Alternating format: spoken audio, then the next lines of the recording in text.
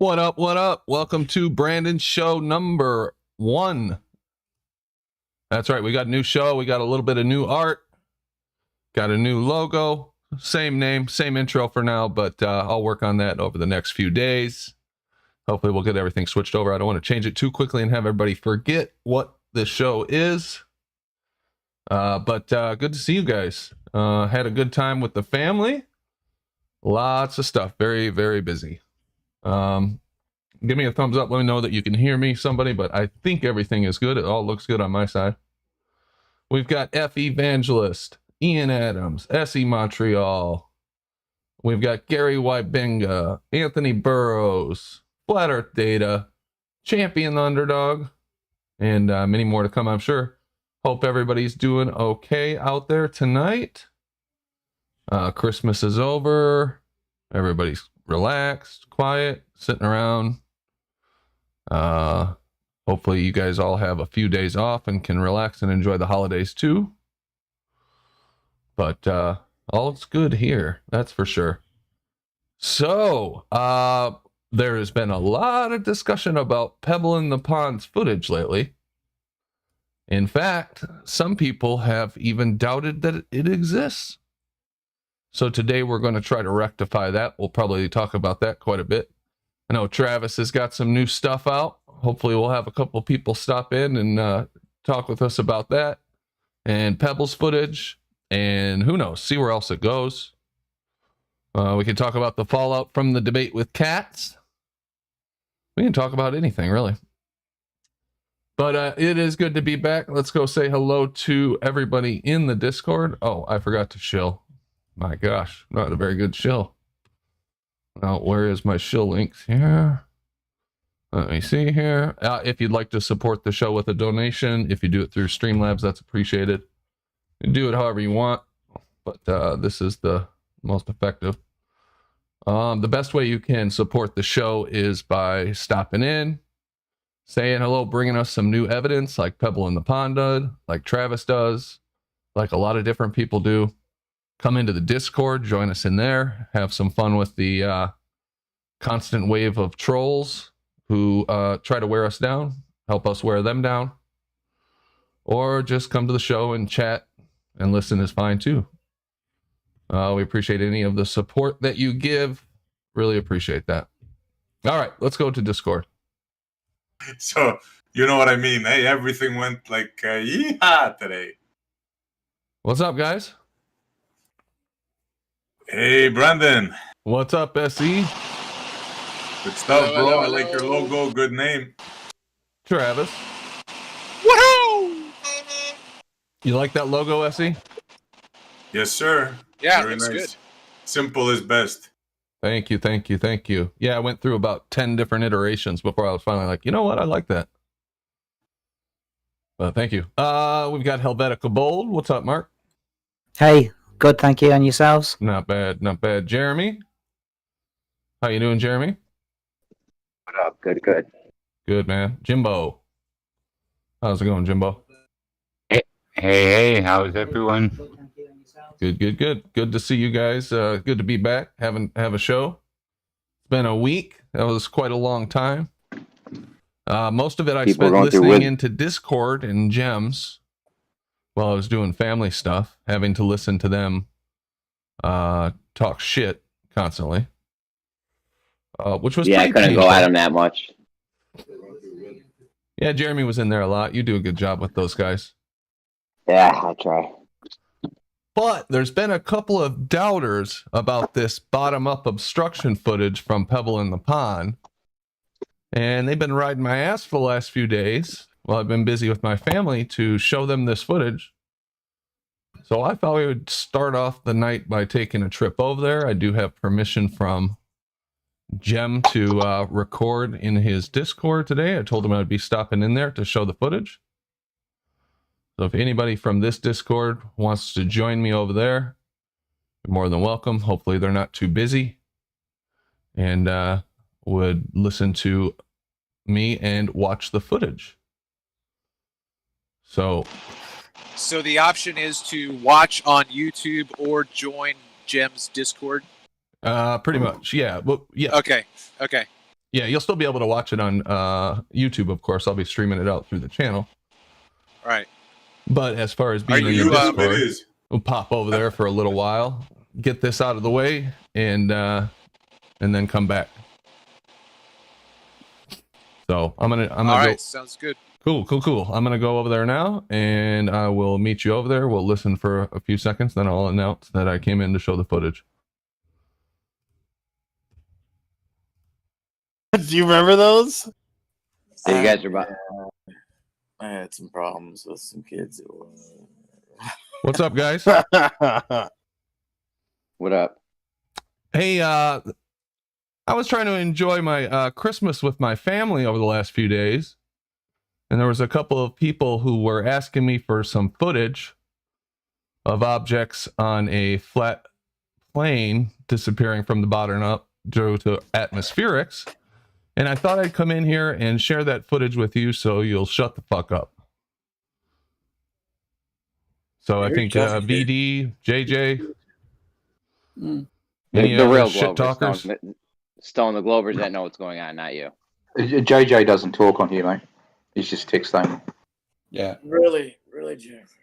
Okay. Cool. So you've got one weird exceptional observation where we have many normal observations where things disappear. From the bottom Oh, up to the already horizon. obfuscating. How about I show the footage Nope. and then we talk about it? Oh boy. How about you show the footage then? Go on, mate. Gonna Good change idea. reality, is it? Is it Come gonna on. change reality? Let's go to the videotape. Let's go to the videotape and I will tell Roll you guys what's BT. going on.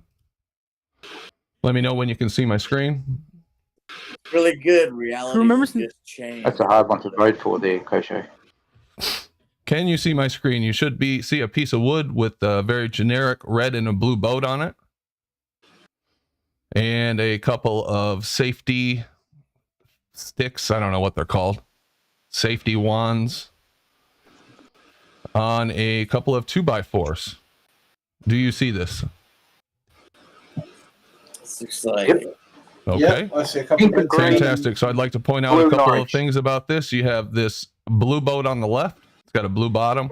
It's got a black It's a top. boat? You've got a red boat on the right.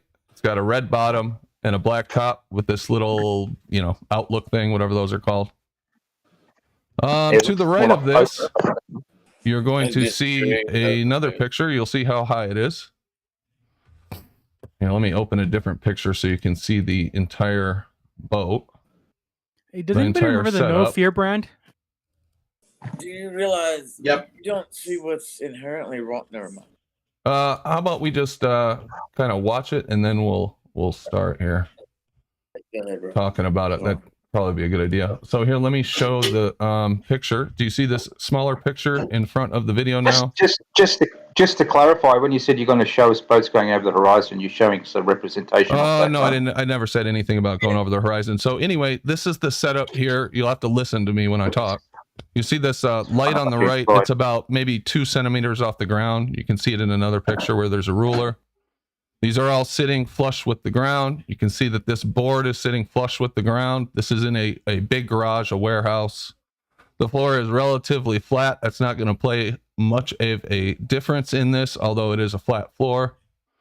See a couple lasers over here, one sitting on the ground and one on this. I think this is a 1x1 chunk of You wood. gotta put the out somewhere so we. Are you familiar with the picture?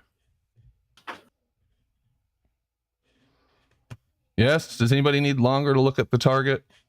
There's the ruler. You can see the 2 centimeter light, maybe 1.5, 2 centimeters. This Why light. didn't you use actual models of boats? You can see 3 inches, 3 centimeters is the top of this boat right here. Why couldn't you use All actual right. models So of let's go boats? to the Why don't you footage. shut up and let him finish?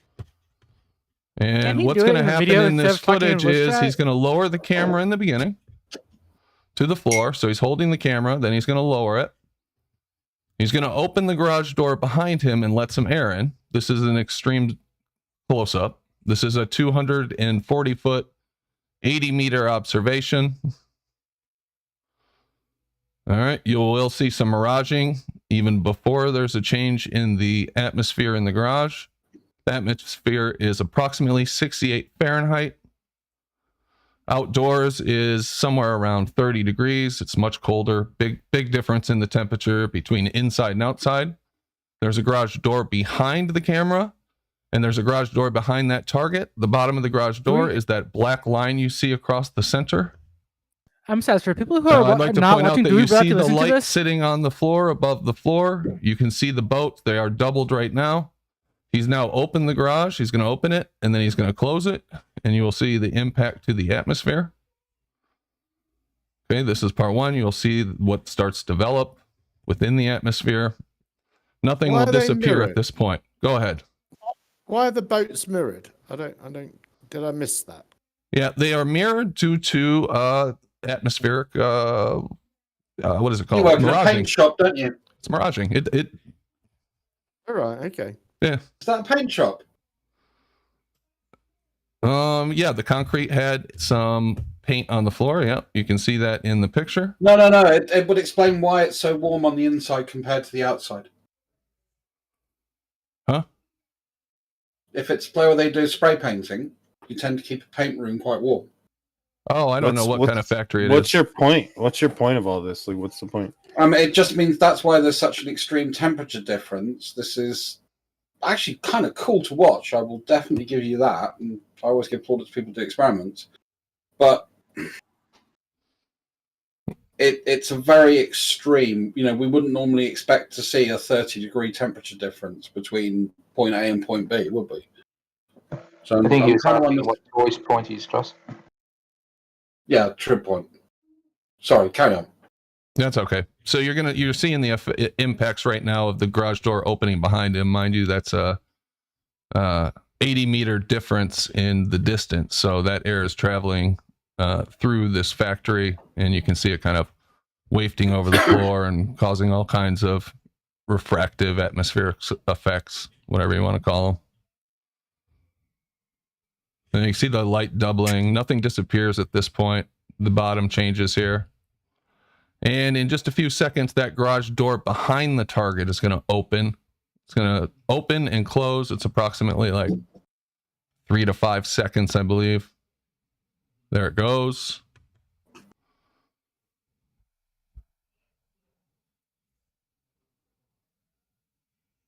Okay, now the garage door is going to close.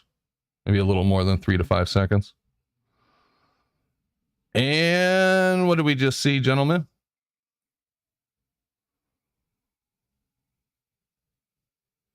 Well, the light's still there, isn't it? Of course, the light's still there, yeah. You just can't see it. The bottom of the It's boats not are still due to there. curvature. Every so often we can. I don't think it's dropped the light. This is it. This is it. Flat Earth Is is it due to real. curvature? Hey, Tony. It's not due to curvature. Tony, can I ask you a question? You really are a very up-and-coming new flat earther, right?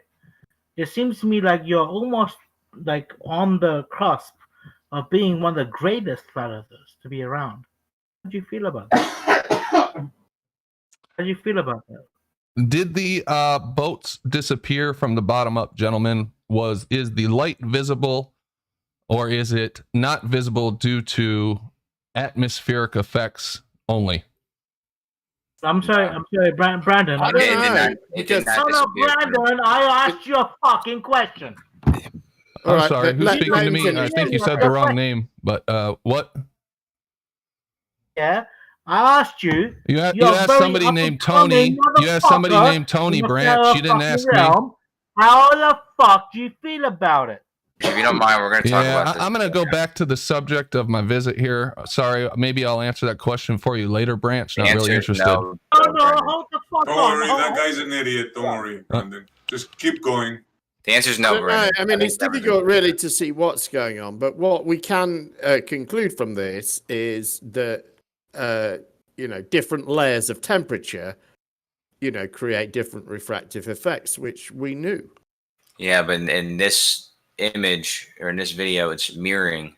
So you're not seeing the bottom of something disappear. You're seeing the top of something really mirroring mirroring the bottom of it. Here, let me So- do it in fast And the forward. Maybe light- your if the eyes light- didn't catch it. Here we go. I'm going to do it in fast forward. Watch the You can bottom do of the it as boat. many times as you like. You can Watch do it as the many times as bottom you of the like, but boat. if you're gonna, Watch the light. Watch the You- bottom of the boats and watch the light. why don't you listen, Brendan? Bottom up. Brandon, why don't you listen? I Bottom can see. up. I can see without you talking. Yeah, it isn't Right? You asked covering a it. question. Don't It be a isn't jackass. covering the bottom. It's not wiping covering. out. Do you see the bottom?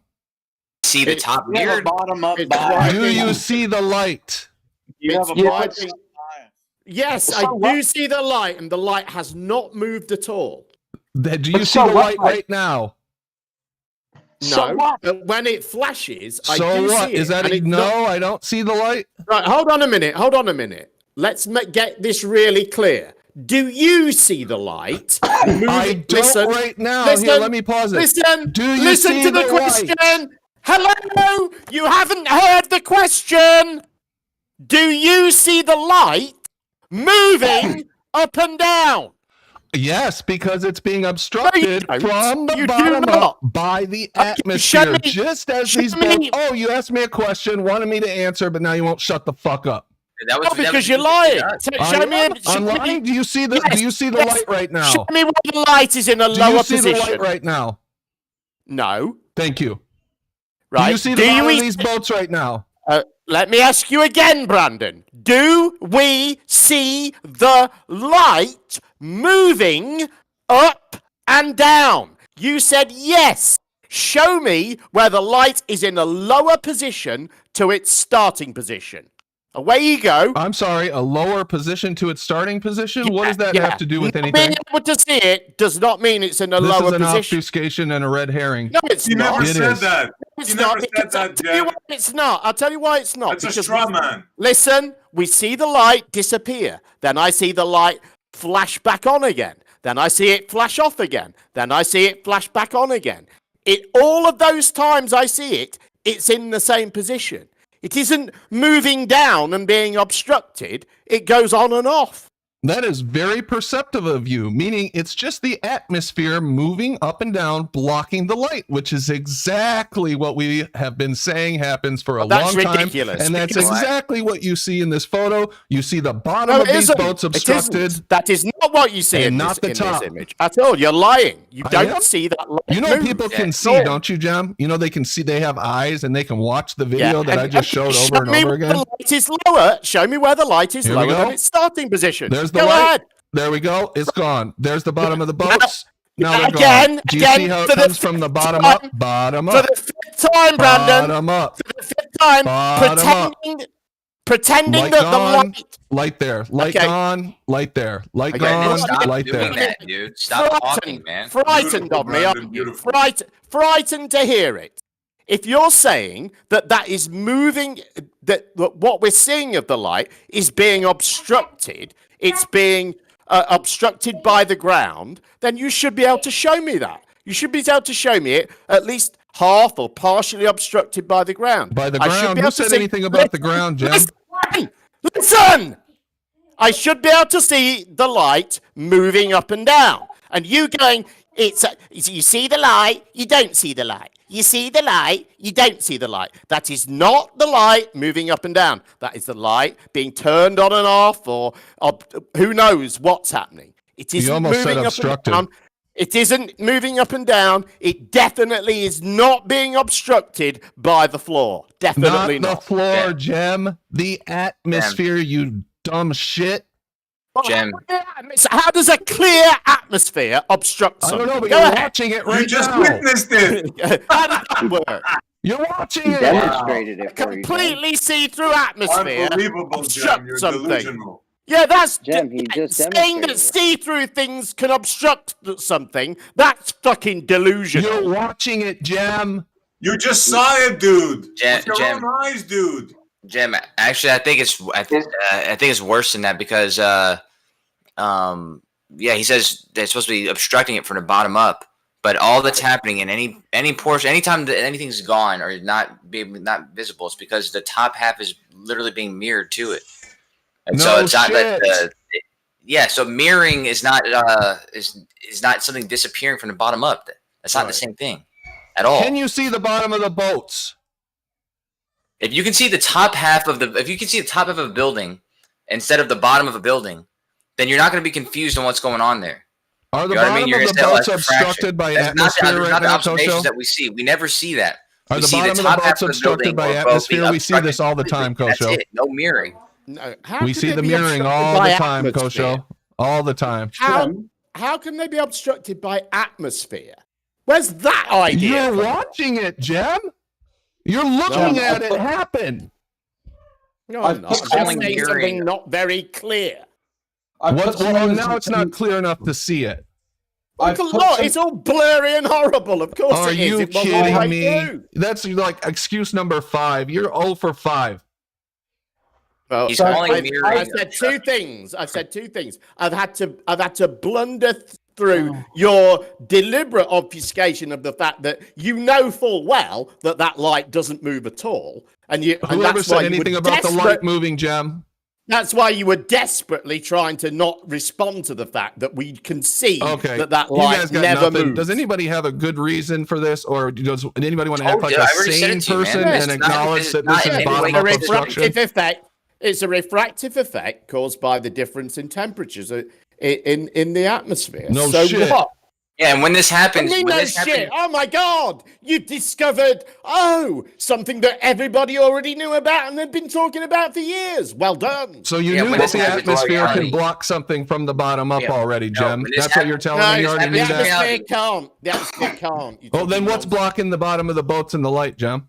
the top half of the boats, man. I mean, the top thing half is- of the image. Right. Nothing That's That is is saying, blocking the so light. stupid When what this you're happens- saying right when this now. Nothing happens is in reality, blocking the What light at any caused point. the top half of the boats Listen, yeah, to when this block the happens bottom in half of the reality- boats? When this happens in Everybody reality, talking at you the same see it time, clearly. What making me caused the top half of the boats Will you to stop- block will you the stop- bottom half of the boats? Will you stop doing that? Well, answer Did it. it and you'll fold know. over? No, Did it listen physically to fold this over? point instead of just repeating yourself, man. Whenever you see these observations, you see any observation at all, like the CN tower or fucking any tower, any ship, any boat, you would see clearly if it was mirroring. If it was the mirror image of the object that was masking the bottom of the boat, making it disappear, that effect would be seen clearly. That's not what's happening in any of the images that we see. We don't see any mirroring at all. We see things being obstructed completely from the bottom half or the bottom, whatever portion of it. Nonsense. There is no mirroring going on there. There So is showing us mirroring something so many mirrored and times. That hiding the is the bottom half is biggest not load of consistent with those images. bullshit I've ever heard. And not in all observations is there mirroring, but in a lot of observations where the bottom of something is blocked, this is exactly what's happening. It's mirrored. We have been talking about that for years, Kosho, and Almost you every fucking single know image I've that. ever seen. Not or every used. single observation is due to this. But are the bottom of the boats and the light blocked in this, Kosho? Can you see them? What I don't get with these absurd Kosho won't answer observations either. that you make. Rumpus will admit it. is Rumpus that is more you of a know- man than Kosho, Jem, Oi. and everyone This else is in this the room right most now. bullshit Brandon, argument, man. shut up! Stop ranting! Well, want the a name of the show is conversation? Ranty. I mean, If you want to, well, I'm sorry, I'm not on Ranty's show at the moment. you are, actually. Well, I didn't know I was. I'm in my server. Well, I told you, remember, that I was coming in here to record today and That show you this can footage? record it. Well, that just because you're sticking it on Ranty's show doesn't mean we get to work to your set of rules, does it? Don't be a dickhead. I was just joking around, Jem. Go ahead, ask your question. My question is, and this is why I think this idea is so absurd, because if this actually happened, if things did disappear from the bottom up, just as a consequence of distance, then we would be seeing this happening all of the time. And we don't see it happen ever. It's not part of our everyday experience, and people would understand that it was. They would have to account for it in certain circumstances. So it's ridiculous. Well, you're at It's odds just- with the world's foremost expert in refractive effects over distance, Rumpus. I just want you to know that you guys are out there no, I'm saying not. different No, things I'm to not. different people at this point. And, Yeah, Rumpus and the other doesn't point disagree I with would what make you're saying. is that Rumpus you does, guys, yes. Rumpus admits guys- that this happens. you guys Yeah, of course trying it to happens. establish- Yeah, yeah. hang on. You guys trying to establish this idiotic idea over a short distance like this. I don't know what this is, maybe 20 feet. 240 feet, Jem. We've seen this done over tabletops. or over, Nathan Oakley's book 10 feet away. If this was actually happening in the way you guys claim it would be You're talking it would be out part your of ass. it would be part of our everyday experience. Yeah, it and is, not. Jem. You're talking out your ass. It's not. Yeah, you are. Look, Yes, I can it look is. to the other side of the room. I can lie down on the floor, and I see everything. I don't have. Yeah, that's not the same buttons thing, of things Jem. aren't missing. Not the same thing, That's Jem. nonsense. It is Not the same thing. Jem. It's specifically the claim that you guys are making. No, this it's is not, Jem. specifically.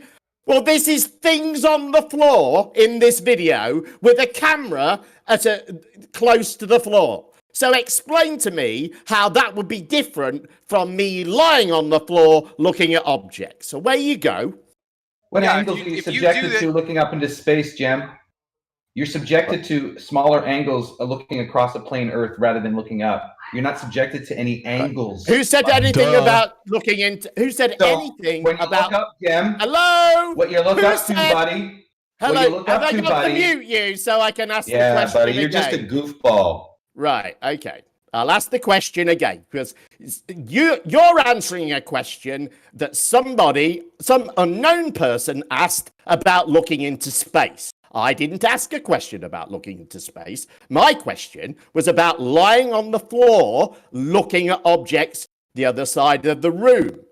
Travis says that that's a regular occurrence, that things usually disappear in this way. Or he's making the claim now, I think, that that's different in some way than what we're seeing in this video. So go ahead, Travis, and explain how it's different.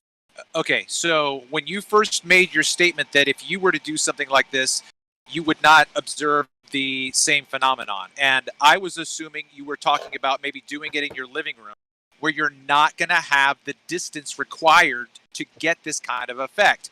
So when you're looking at what Pebbles in the Pond has done, his distance is great enough so that the angle at which he is viewing, you even asked the question to Brandon, why are the bottoms of the boats mirrored, right? So you saw that effect. So you are now all of the flat Earth observations that are done over tabletops and Nathan Oakley's book that was about 16 feet away or something. You're saying that those are false now. They couldn't have been real at that distance.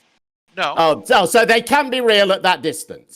It depends on what the claim everything is. you just Jem, said was completely pointless. Settle down, Jem. Settle down. It's okay. It depends on what the claim is. What was Nathan's claim about the book? What was someone else's claim about the objects disappear from the bottom up due to you have distance. to take each you have to take each claim right with its so presentation. So did Nathan Oakley's book disappear from the bottom up due to distance? I don't remember. Right, that's handy for you, isn't it? No, it just means I don't. What about the just means coin I on the don't memorize tabletop? everything. Do you see the coin on the tabletop? Do you see that one? Is that for real? Everything you're talking about is irrelevant to this right now. Three foot tabletop. Yeah. He just Again, sounds like that's he's why, running right. red herring. Well, with this is a retractive effect caused by the difference in air temperature. Very simple. It's been answered. You've not discovered anything new and brilliant, I'm afraid. Was turning the light off and on. It's a refractive effect showing disappearance from bottom up. The light is clearly going on and off, and it's definitely not moving up and down. So and it should be if it's being obstructed. The mirror effect, you can agree, is caused by temperature difference between the ground and the air coming through, right? If the ground is warm, probably. Okay, awesome. I can't really. So let's say you increase because we have no temperature. Let me finish. Because let me finish. So let's say we increase. No, you asked me a question. I'm not done. I'm not done. You answered it already, and now I'm on to the next. No, I didn't. So listen. No, I didn't. You said probably. You said probably. That was an answer. So at the end of the day, listen. We increase more. No, my answer is probably. However, we don't have any temperature data to be able to draw those conclusions from, do we? You don't need any temperature data. It's a shame about that, but you don't need any temperature data. It's a flat Earth thing, so we expect it to be bodged and incomplete. You don't need any temperature data. I do. Travis, I decide what I need, not you. So, and I think to make the judgment that this is caused by temperature, I need to know the temperature. I already told you the temperature. It's It's 30 outside. It's 70 inside. Now you're just making it. That's like excuse number 6. Jem, What is it? Look, hang on. I need to make this clear, okay? I've said it about 3 times, but I'll say it again.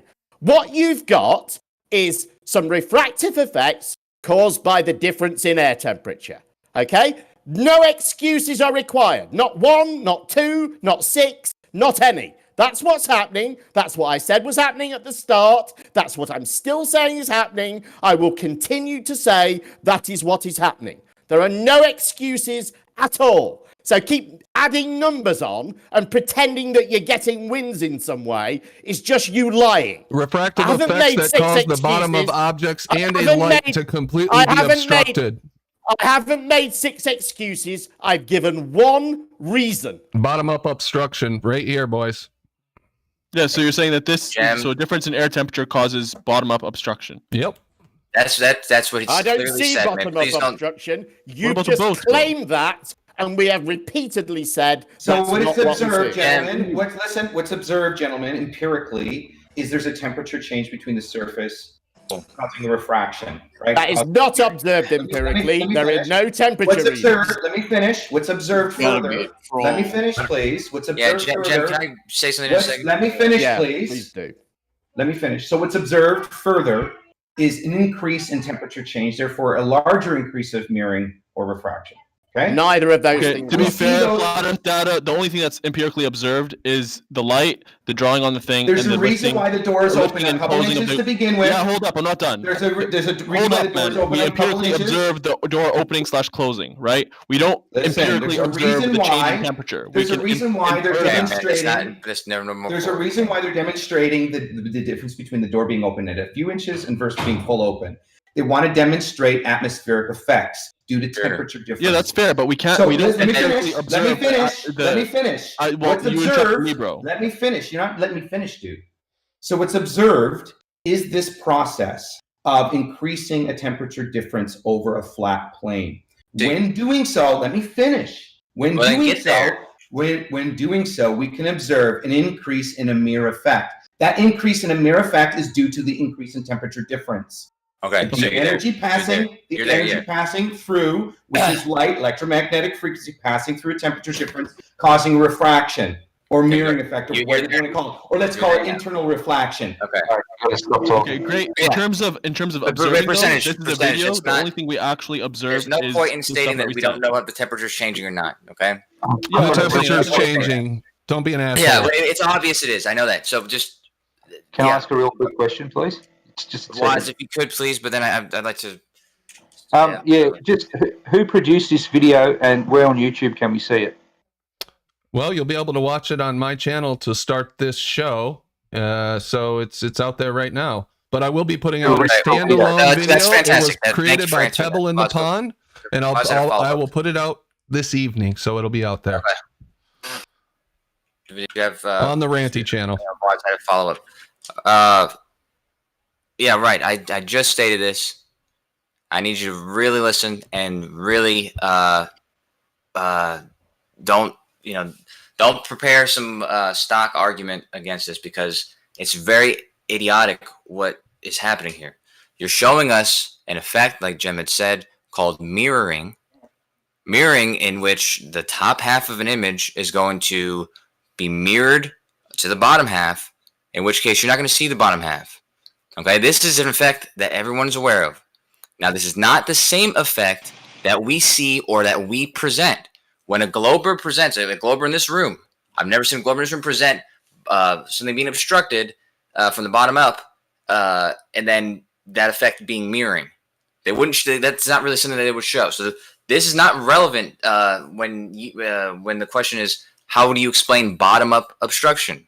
There's no image. Like, I could show you 15,000 obstructed things. None of them are mirroring. Great. So this is That's completely a good irrelevant. fallback position. I better not ever see you guys put one image out there with mirroring and say that it's Earth curve. Period.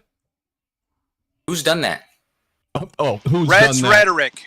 Red's rhetoric. Red's rhetoric has done that. Well, that's a stupid idea. I mean, unless he's saying this isn't a refractive effect, that's okay. But if you're saying this is the Earth curve and you're showing mirroring, that's kind of irrelevant. There's no mirroring in any of my images.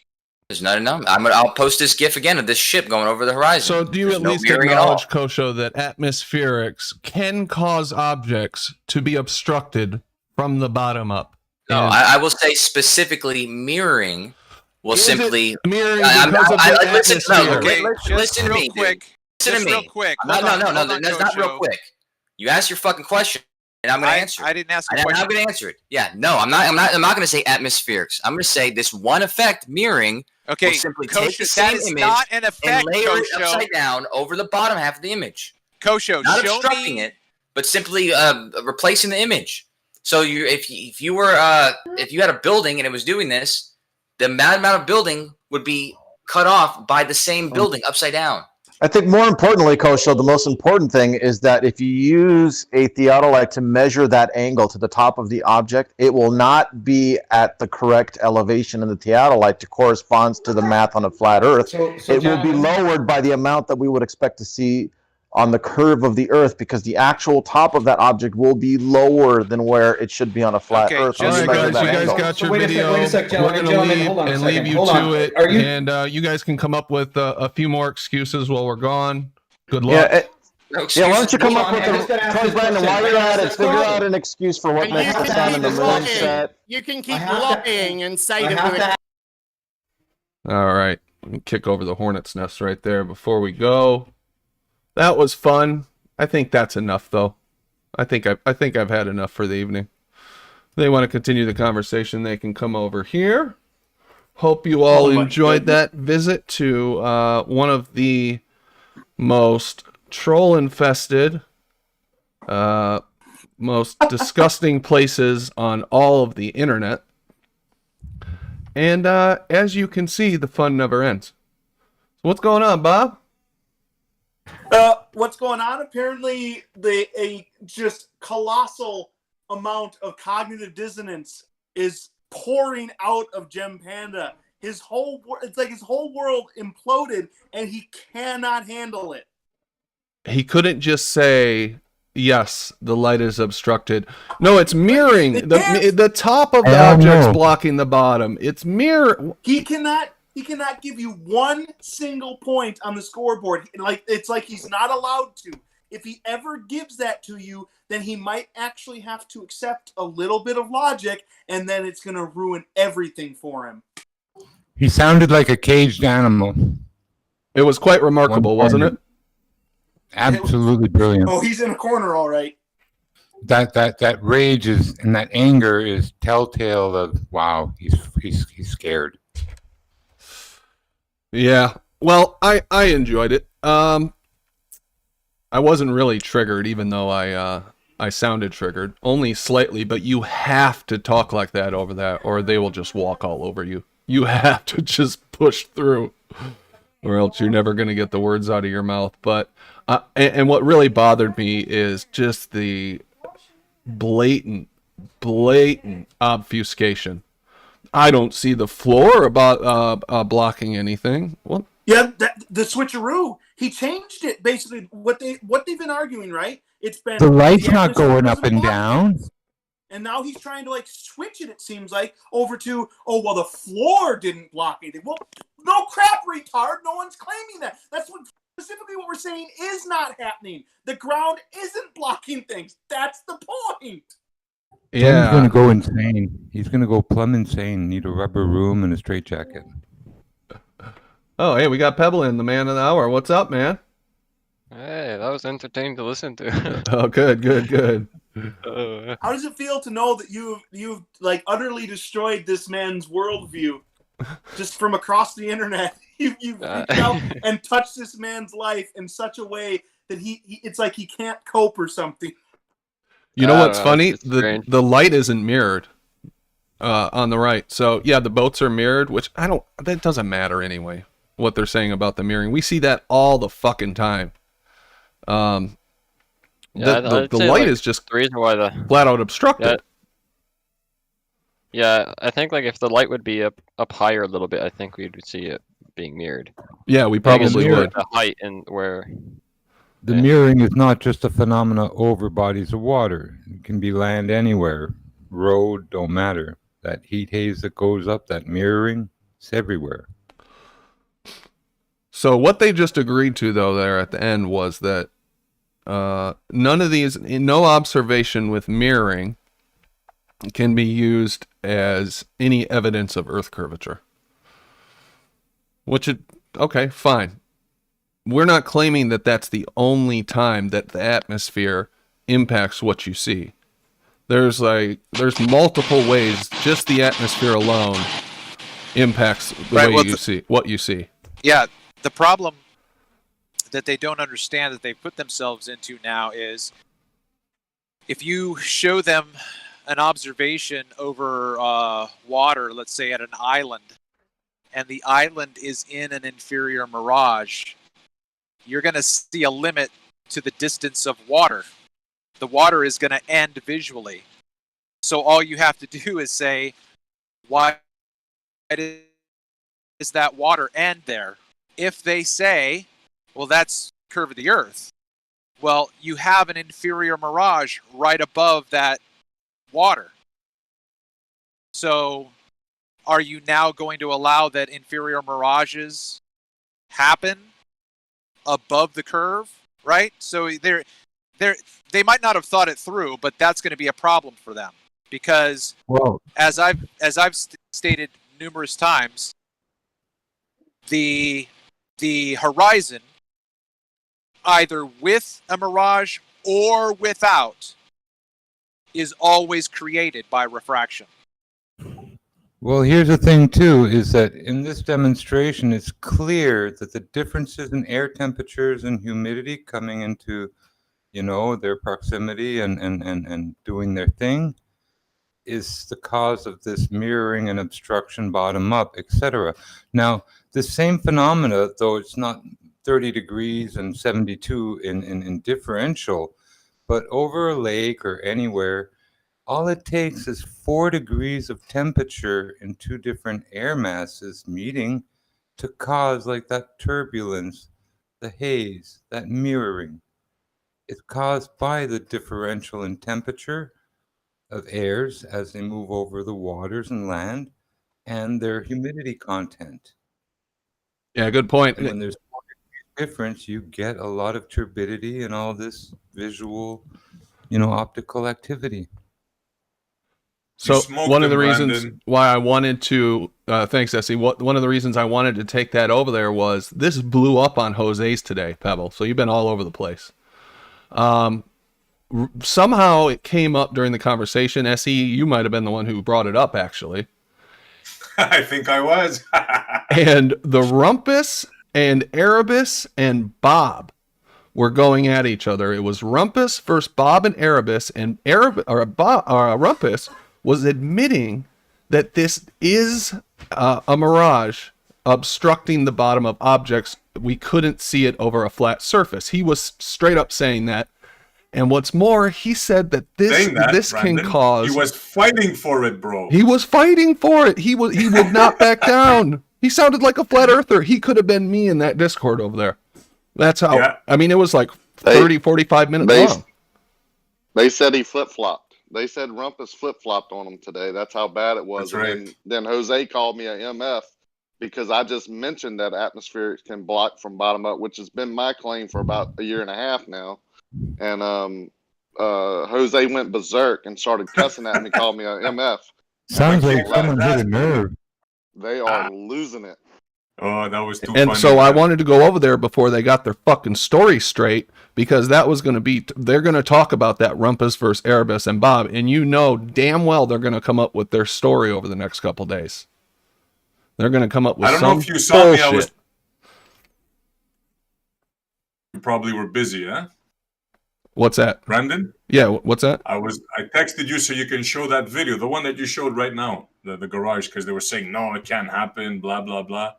Oh, you know what? I was putting it together just before the show just to get this video out with a little commentary over it. And I hit something on my keyboard like half an hour before the show, completely erased my timeline in Premiere Pro. I lost like a half an hour of work, and I don't even know what I touched. I was trying to get it back, and I was like, fuck. So I'm going to put it out tonight, though. I just got to put the clips back together, and I'll just get this clip that we just watched out there so people can have it as a standalone video. But Pebble, kudos to you, man. You've provided some evidence that has caused quite the stir. And I don't think that's going to end anytime soon. Yeah. Yeah, Pebble, congratulations, man. Thanks. Just trying to learn things for myself here. Absolutely. Yeah, that's what we're all doing. And these firsthand observations, little simple things like you're doing here, the fish tank stuff, that stuff goes a long way because it helps the rest of us start to understand what is happening in this world. Our heads have been filled with such bullshit for so many years. Hey, Brandon. That we've got to try to figure things out on our own. Hey, Ruhif, what's up? Hey, I can only stay for like 2 minutes. Inferior mirages can hide the bottom of things. Rumpus is correct. Okay, so you're coming down on Rumpus's side. Gotcha. Yeah. So I thought it was interesting, too. He said anywhere from 5 meters to 15 meters of the atmosphere, that layer. I don't know where he got those numbers from. So he wasn't saying that it's just 2 or 3 centimeters or a meter. He was saying it's quite a substantial bit of the lower atmosphere that can cause this type of obstruction. Yeah, it just depends on the strength of the gradient. If your surface is really hot and the air above it's really cold, that's a really strong inverse gradient. Light will bend up, and because light will bend up, it will hide things off in the distance. I sent you an image on DMs. Yeah, but do you have the data to show us that your claim is valid right now? Not just show us an image where you say it's happening, but show us where the ground is extremely hot and then the air above it at certain whatever meters you might think is happening. You know what I mean? That would be a question for you, Travis. No. Do you have any data for your observations? This is your claim. No. You just made a claim where you... No. You can't put this back on me because my claims don't depend on those data. I'm not making the claims that you are. I'm not saying that the light is bending up and causing obstruction up. That's not my claim. An inverse density gradient causes the light to bend up. There is no such thing as an inverse. No, absolutely not. No, I don't. That's why I don't talk to you, Travis.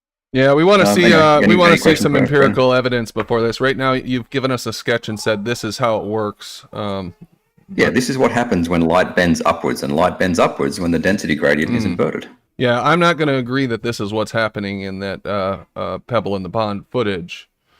Well, learn about refraction and get back to us. No, it's not about learning about refraction. It's about wanting to see the experimental empirical evidence.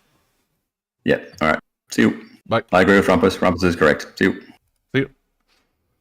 Oh, Ruhif coming down on the side of Rumpus, huh? Okay. That's interesting. Right, but again, though, listen. What they don't understand.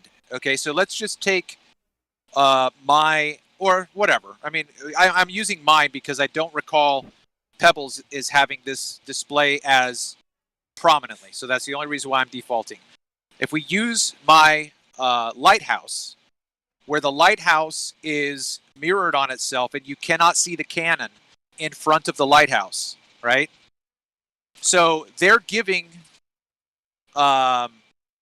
acknowledgement to, sure, the inferior mirage at the fold line will hide things. Okay, but what you don't realize is that the mirage extends down visually and creates an apparent horizon.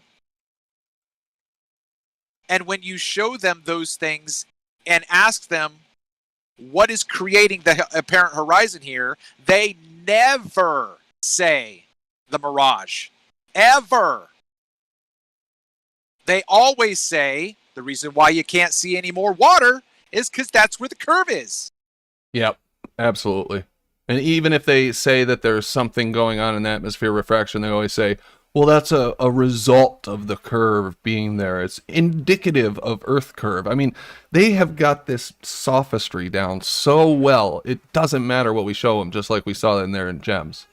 He came out with some excuses. You have to listen and go, what the fuck is he talking about? To try to catch on, for it to click in your head that he's making up excuses. Well, I mean, the one thing that was absolutely inexcusable to me is the fact that he said, how can a clear medium like the air block a light? Oh, I know, that was amazing, right? And I'm showing him a video of it happening, and he won't believe that a atmosphere, a clear medium, can obstruct something. That was him telling the truth, that he is not willing to accept that when we're showing it right to his face. That was the most interesting part, bro. When we were telling him, it's right in front of your face. What do you mean? No, no. Yeah, right? It was just like, wow. Okay. That's for real crazy, bro. I mean, how do you deal with that, you know? But anyway, we got some good stuff here. And Pebble, we got some ideas for you for future iterations. And maybe other people on the panel do too. Ranty had some ideas, and I had some ideas. Which was maybe put lights at different heights, like 5 or 6 lights at different heights by the target. And another one was, I don't know if there's any way to do this. Maybe somebody can think of a way to do it, to lower a light down. So once you put the garage door down, up, at the same time, put the light down, while that inferior mirage is happening, lower a light from above down at the same distance as the target, so we can see what happens as it goes behind the inferior mirage. Yeah, that's like watching the birds dive in and out of the band. Yeah, that'd be good. The shiny floor is a killer. To be honest, it's going to create that mirroring a lot more than what would actually happen on a different textured surface. Well, that's true, but that's what we see in the over water, Rakia. Yeah, but not always. I mean, you know what I'm saying? When you get that slick, where you see it more than other times. Depends on the angle of the light, too. So you got overhead light shining down on a shiny floor. It's, there's no doubt the temperature change is causing the distortion, right? But that shiny floor and the overhead lights are definitely, causing things too. I'm not saying that's not what we see in regular, when the sun is at a certain angle on a glass, surface or a smooth surface or water or something like that. I'm just saying that's definitely causing some of those effects. Yeah, it'd be interesting to see it over a base floor. I think someone brought that up before too. So yeah, Pebble, just go get yourself some flat black paint and paint that floor up, buddy. Yeah. Yeah, he's doing a great job. Just showing this temperature inversion, the distortion that temperature causes. I mean, now they're all saying, "Oh, we've known this," but for years they've denied it. For years at Jose's and Jim's, I've been saying this, and Zanuck was actually the first one to agree that obstruction bottom up can be caused by atmospheric conditions. But it took me forever to drag that out of them. Oh yeah, and now they're all starting to come out. It's good. The more people that do this, the more people that talk about it, the more they're going to go nuts and have to change their story. And the more the audience hears that there is a way for a boat or the sun or a light or whatever to disappear without a physical curvature. And that's the whole point of this, right? The atmosphere can cause these obstructions. It doesn't have to be a physical edge. Absolutely. I've got a couple super chats. Let me read those out. Esteban Ilabaca. Did I miss when someone debunked light bends down depending on the gradient, and if it's inverted, it will bend upwards? That fact has plenty evidence for it. It depends on what you're talking about, Esteban. If you're talking about, the pencil in the glass of water or light refracting from a cube in a lab setting, yeah, I would agree. Those relationships are well known for the material that they've cataloged it for, or the mediums that they've cataloged it for on that small scale. What we question is what happens over long distances, say 10 miles. What's happening between those distances? How is the light traveling through that? And as far as I'm aware, there's no real empirical data other than, you know, some studies that have been done and of what is taking place from point A to point B over long distances like that. Travis can probably expand on it a little because he's read, you know, Andrew Thomas Young and looked into that quite a bit, but I don't feel like it's been empirically proven what happens over long distances. Yeah, I'm just going to reiterate what I've said before. I believe that they have back engineered their math and their equations to fit what they think is going on. So what I said to Ruhif, I will say to Esteban. I have not seen any empirical data. I have read the rhetoric. I've read Andrew Thomas Young. I've read other navigational texts where they describe what they think is happening. But that description is not the empirical scientific record of how they proved it. So when they see an inverted image, they simply then say, oh, the temperature must be inverted. And then they have to create the science to prove that. So when you see in the papers that they tell you that the temperature is inverted, and then they can write an equation down, that's all they're doing.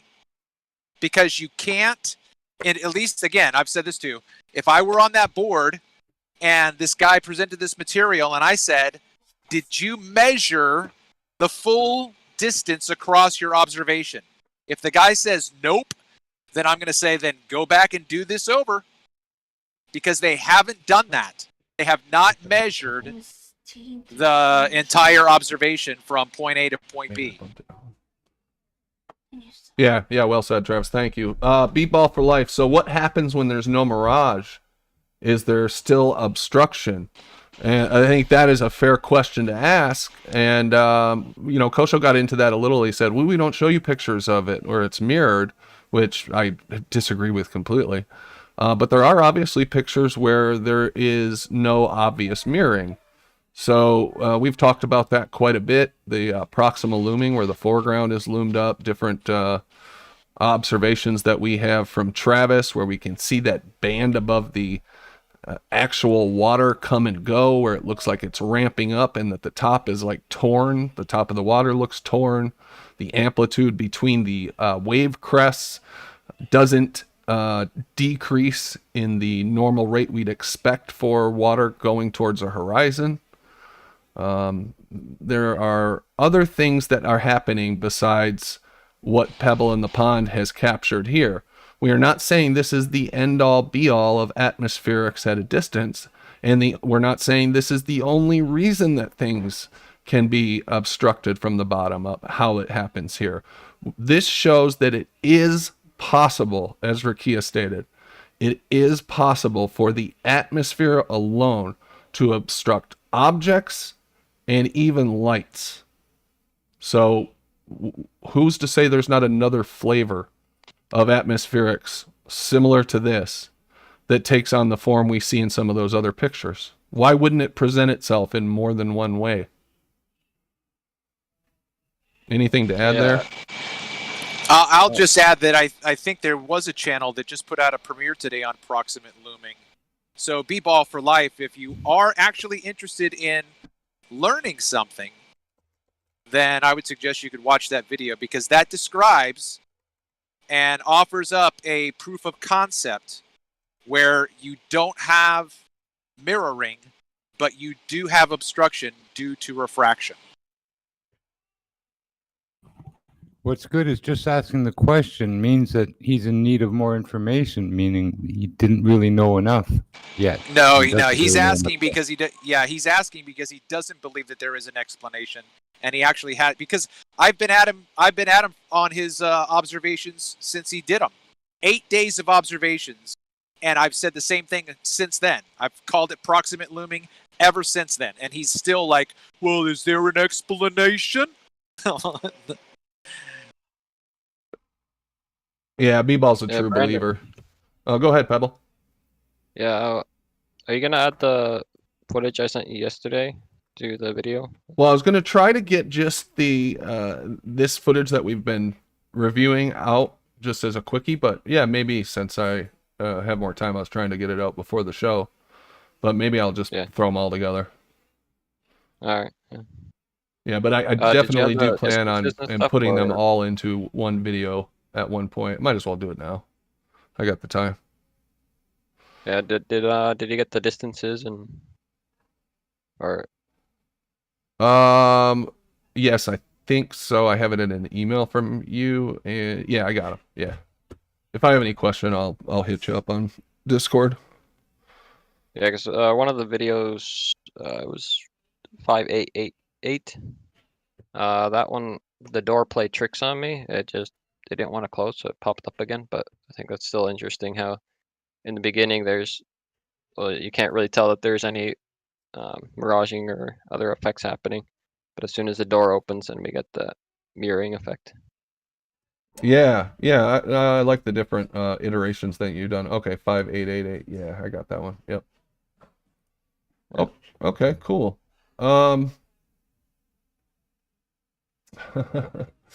Let's see what's going on here. We got Gleam in the chat. What's up, Gleam? We got YouTube. What's going on, YouTube? Saying hello to some people here. Ask and Receive. Eternal. Super Flurf. Roger MC. John Watson. The John with an H. D. Ross. AU. No means no. What's going on, guys? Jose JG. Nap Snaps. Oh, so, Peyton Asher-Schill just dropped out. I was going to ask him what he thought. Damn. Could have heard some really brilliant stuff.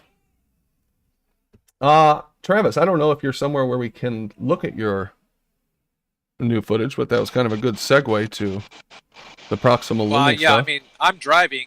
I can have the conversation. You can show it all you want. Okay, well, why don't we take a look at it? And let me bring it up real quick. I think you sent me a link to it. All right. Oh, anything interesting do you guys happen over the break while I'm looking for this? Hey, Brandon, just real quick. If you want to go to my channel, because the link I sent you was the unedited version, and I added some footage in front of to give a bit of context for what I was going to do with my proof of concept. So because those have images of different levels of refraction. Okay. Oh yeah, I got it right here. All right. Let me bring this up. You want a proof? All right. So describe what you're doing here, Travis. What's going on in the video? It's playing right now. I can let the sound play if you want, or no, the sound's not that important. Oh, I'm not sharing my screen. Hold on. Okay, share. When is this thing going to be able to read my mind? That'd be helpful. All right, there we go. Okay, so basically this is just stuff that I've shown before. You have the same observation, same viewer height, same focal length, but you have a different presentation of the field of view. In the right, the water is dropped down and you can see a farther distance. In the left, the water is ramped up and your ability to see as far is cut off. So that's just one example. And then I just go through, slide after slide of different scenes. Now, I do go to a shot toward the end of the introduction, like maybe 6 minutes, I think it is. But that shows obstruction without the mirage. So we see half of an oil, half of a shipping container vessel. And that will address the question that B-Ball for Life was asking. Yeah, okay, so I'm seeing it now. Let me make it a little bigger for the YouTube audience. And we do see that the water the horizon, the parent horizon, is blocking, and it looks like half of that container ship is missing. And looks like you've got something written here. Let me just read it. The ether band creates a mirage which elevates the sea and obscures objects in the distance, only without an inferior mirage. This is what we're calling proximate looming, right? Yes, that's correct. Right. And the horizon is in front of both objects, and both objects are refracted out of scale. Now that's interesting. You think that this changes the scale of the objects in the distance?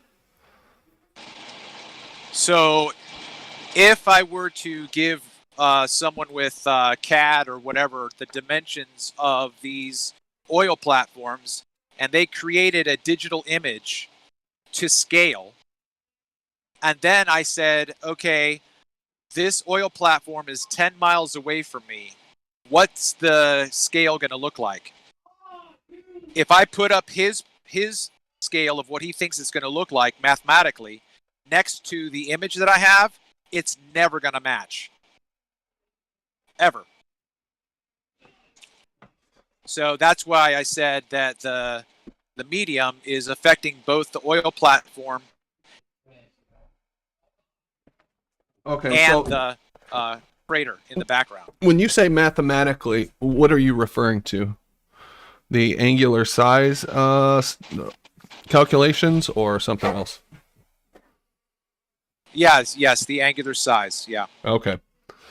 So that's a whole different discussion, and that's what they've been hitting me over the head with since my debate with Katz last week, which is on this channel if you haven't seen it, is angular size using straight trigonometry. I won't get into that here, but that is an interesting subject. What I'm most interested in is this proximate looming, is the fact that the foreground does obstruct the objects in the background. And I think you point out in this that there are telltale signs that is happening. In your opinion, how can you tell by looking at the observation, if there's any way at all, that this is taking place? If you don't have a calculator to do the scale, I think one and of whatsoever, the primary. Okay, are you asking me how I can tell if proximate looming is happening? Yeah, visually, yeah. Okay, so I would say that it only appears that way when I've taken a still shot, or if I've got it captured and I can watch what's happening. But the clearest demonstration that proximate looming is happening is when the water appears much larger and closer to the viewer. It looks like I have gotten down closer to the water, so that scale is completely messed up. So that's primarily the first indication that you have proximate looming. Yeah, and I'm looking at the tri-panel in here with that you discussed like early in the video. Let me see what the timestamp is. So like 3 minutes in, with the buoy, the green buoy. We've looked at that in here before, and it's very obvious to me looking at the left picture that that's what you're talking about. If I'm going to pick this middle picture, it looks low. It looks like a continuous ramping away from the viewer. You see the amplitude of the waves get closer and closer and closer until it's basically just a solid line, which is what you would expect on a flat plane. It's also somewhat close to what you would expect on a curved Earth, except there would be a kind of what is it called? Exponential is not quite the right word, but we'll use that. Increase or decrease of that amplitude. But on this left one here, it looks like you're right up close to the water.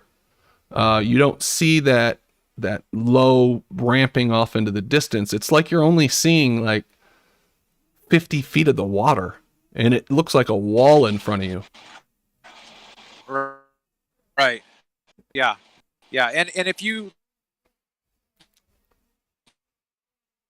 Oh, you cut out a little bit. But I mean, I'm just going back and forth between these. At least for me, if you listen to it, I'll make a few more... Oh, damn. Yeah, you're cutting out.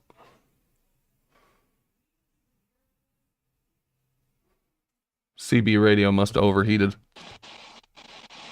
Is that any better? Oh, there you are. Yeah. Yeah, basically in the video that I put out, I walk through a bit of the description like you're talking about right now, and I talk about looking at one image and thinking about the distance compared to the other image. Because if you look at the left panel, right? Yeah. Okay, if you look at the left panel and you go to the corner of that buoy and then draw an angle to the horizon, it's going to be a very short angle. But in the middle, you're going to have a very long extension of distance. And so then the question becomes, like if you were to say the left image is 50 feet past the buoy, then the middle image, imagine where 50 feet would be, draw that line, and then see how much farther distance is blocked by that apparent looming up of the proximate distance. Oh, absolutely. Yeah. It is, once you see it and get to know what you're looking for, it's pretty striking. But there's such a huge difference between these two pictures. There has to be, let me put it this way. There has to be something going on in one of them. And I think it's quite clear that this one looks very unnatural. One with the proximate looming. And then the right, you've got a third one on the right. That's got a lot of mirroring. That looks like it's maybe due to a little bit of the same and a mirage, but that's kind of more of a combo of the two effects.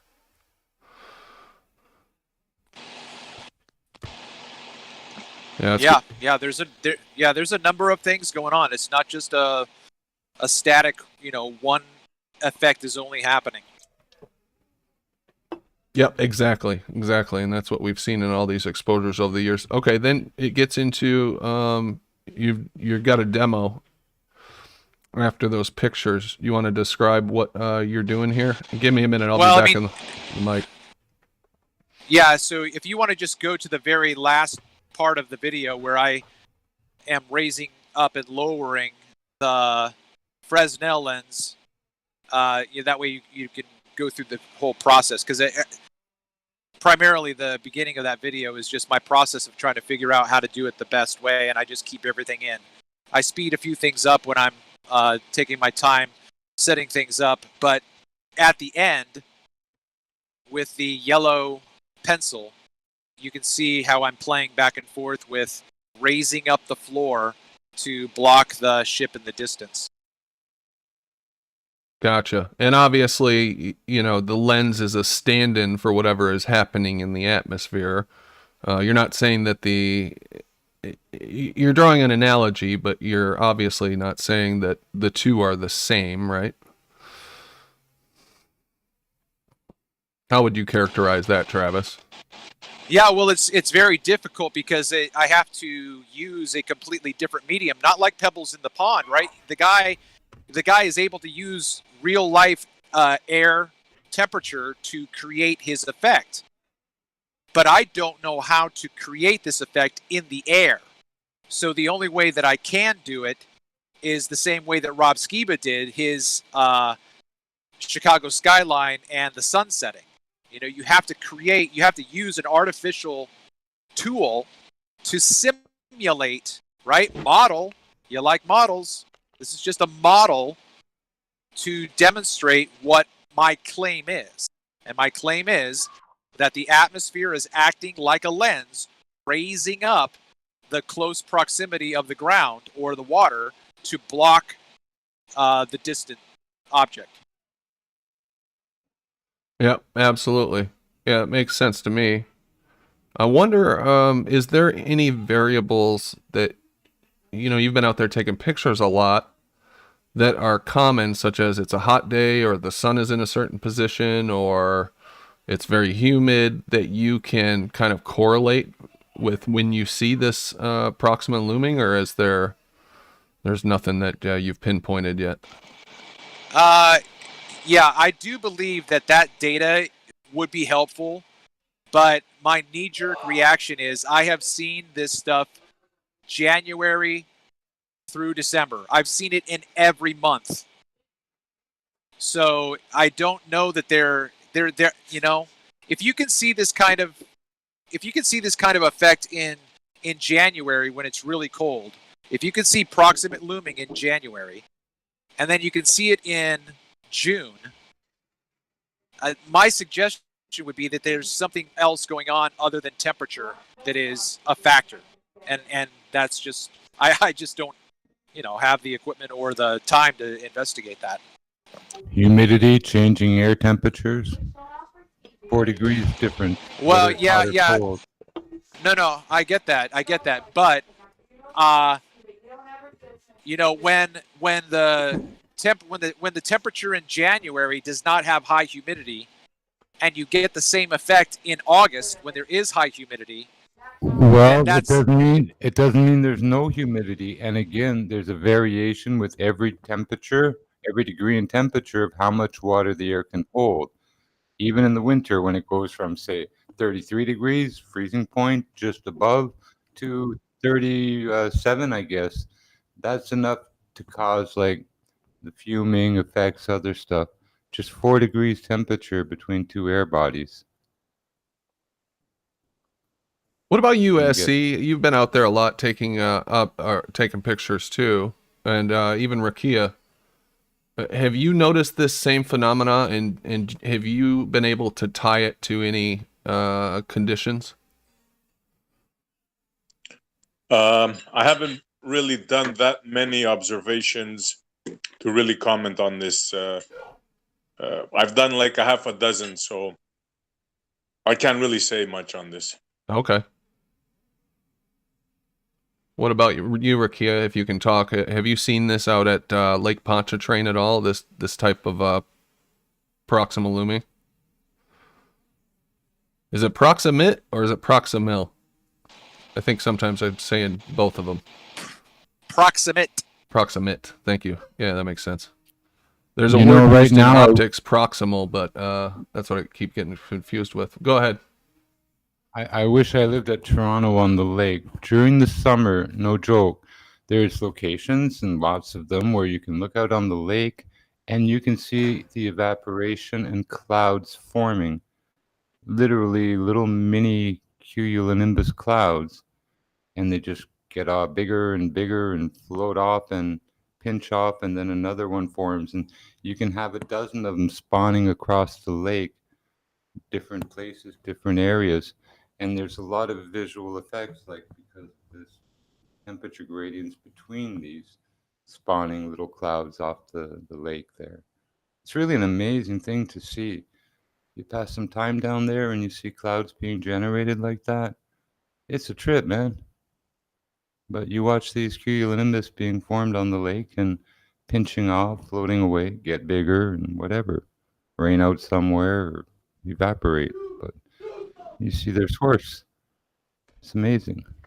You can actually see the clouds like forming off of the top of the water. Yeah, there you look out across the lake, and this cloud is forming over the lake, sucking up all that humidity and everything. It's, I guess, the design of the location, the heating, etc. Yeah, it's that location at the lake, and thousands see it, millions of people see it, and there are pictures of it, and film and video. But you see these big old cumulonimbus being spawned above the lake in Toronto. I try to look between them to see what's going on visually. Sure. Got a lot of different you can do there. That's why I wish I was there now. Yeah, that'd be some interesting footage to see, Jimbo. It's a beautiful phenomena. And there are YouTube videos of it. People out in Toronto have filmed it and posted it. It's beautiful. We got a super chat from B-Ball that I missed earlier. Apologies, B-Ball. Can you explain Earth shadow and how it's created? There's a loaded question. When do you want to take a crack at that question? Can you explain Earth shadow? Well, I don't think I've ever seen any Earth shadow. What is Earth shadow, B-Ball? What about you, Bob? Can you explain Earth shadow? No, Bob must be eating dinner. No, B-ball. You'd have to show me when you think that where the Earth shadow is. I take it that you're talking about Wolfie and his satellites. How do you know that that is the Earth's shadow? That's what I would question, first of all. Well, what else could be creating this angle? Right. Maybe just a lack of sun? I don't know. But B-ball's got it in his head from what I've seen, because he's always trying to push his flat Earth model on us, which is a really lame model. That if the Earth were flat and the sun was above the flat Earth, which the Earth is flat in my book, but anyway, that the sunlight would reach all parts of the Earth at the same time. And I think that that is a huge assumption to make. And it's also like heliocentric thinking brought into a flat plane model. Because on a flat plane model, how do you know that the sun is all powerful and the sunlight goes forever through all mediums? And we know it doesn't, actually, because it can only penetrate into the ocean, which albeit is a much denser medium than the atmosphere. 600 to 1,000 meters, I believe, somewhere around there.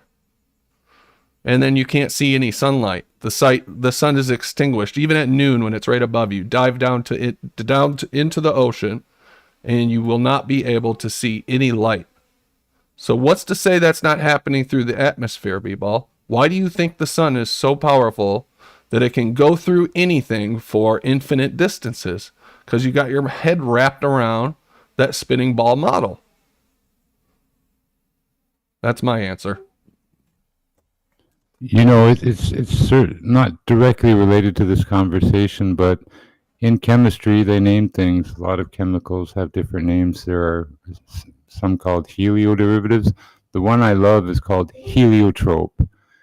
Essentially, it's the essential oil of eucalyptus that these koala bear love, and it's called heliotrope. And well, molecular layout is an oxygen above a pizza pie with kind of rivers at the top and bottom. It's like a flat Earth with the sun above it, and it's called heliotrope. Heliotrope. Eucalyptus oil, helio, like the sun, because the oxygen above the flat, benzene ring, it's like a sun over the flat Earth. They call it heliotrope. Okay. It's eucalyptus oil. And it looks like the sun over a flat Earth, like, we see in all the memes and stuff. Just saying. Sure. So in chemistry, we got a sun, a helio flying over a flat plane. Just saying. Makes sense. And Brian Leakey, join us. What's going on, Brian? You there? Can you talk? No? Okay. Yes, I can. Sorry about that, man. I had to enter this damn password trying to do it quick, and I missed it. Oh, no problem, man. Yeah, man. So what's up, man? What do you think about that pebble in the pond footage, man? The garage. Pebble in the pond. Did he? Let me ask you a question. I just joined? I had to charge my phone up. Did he put out another one, or are you speaking of the one he did last week? Yeah, speaking of the one we did last week, we went in and talked to Jem and his buddies about it and went through it at the beginning of the show. Man, and I think it's awesome, dude. Yeah, it's really good, right? Let me tell you about it, okay? It's causing division. I was listening to Rumpus and Erebus, and that was, oh my God, that I feel bad because it brought joy to my heart to listen to them giving each other as much disparity as they give us. But man, Erebus was triggered, and Rumpus is always triggered, not triggered, but no, I don't even think he called him a twat. I can't believe he didn't call him a twat, but he told him he was utter moron. But so Erebus is arguing that, and then Bob jumped on Rumpus, but Erebus is arguing that garage floor is not flat, and Rumpus is trying to tell him, look, man, what are you talking about? It's not flat. He's like, he doesn't move the camera, it's it might not be perfectly flat, but it's flat. So the argument is can you have inferior mirages on a flat surface? And I came in and I'm like, can you have an inferior mirage on a curved surface?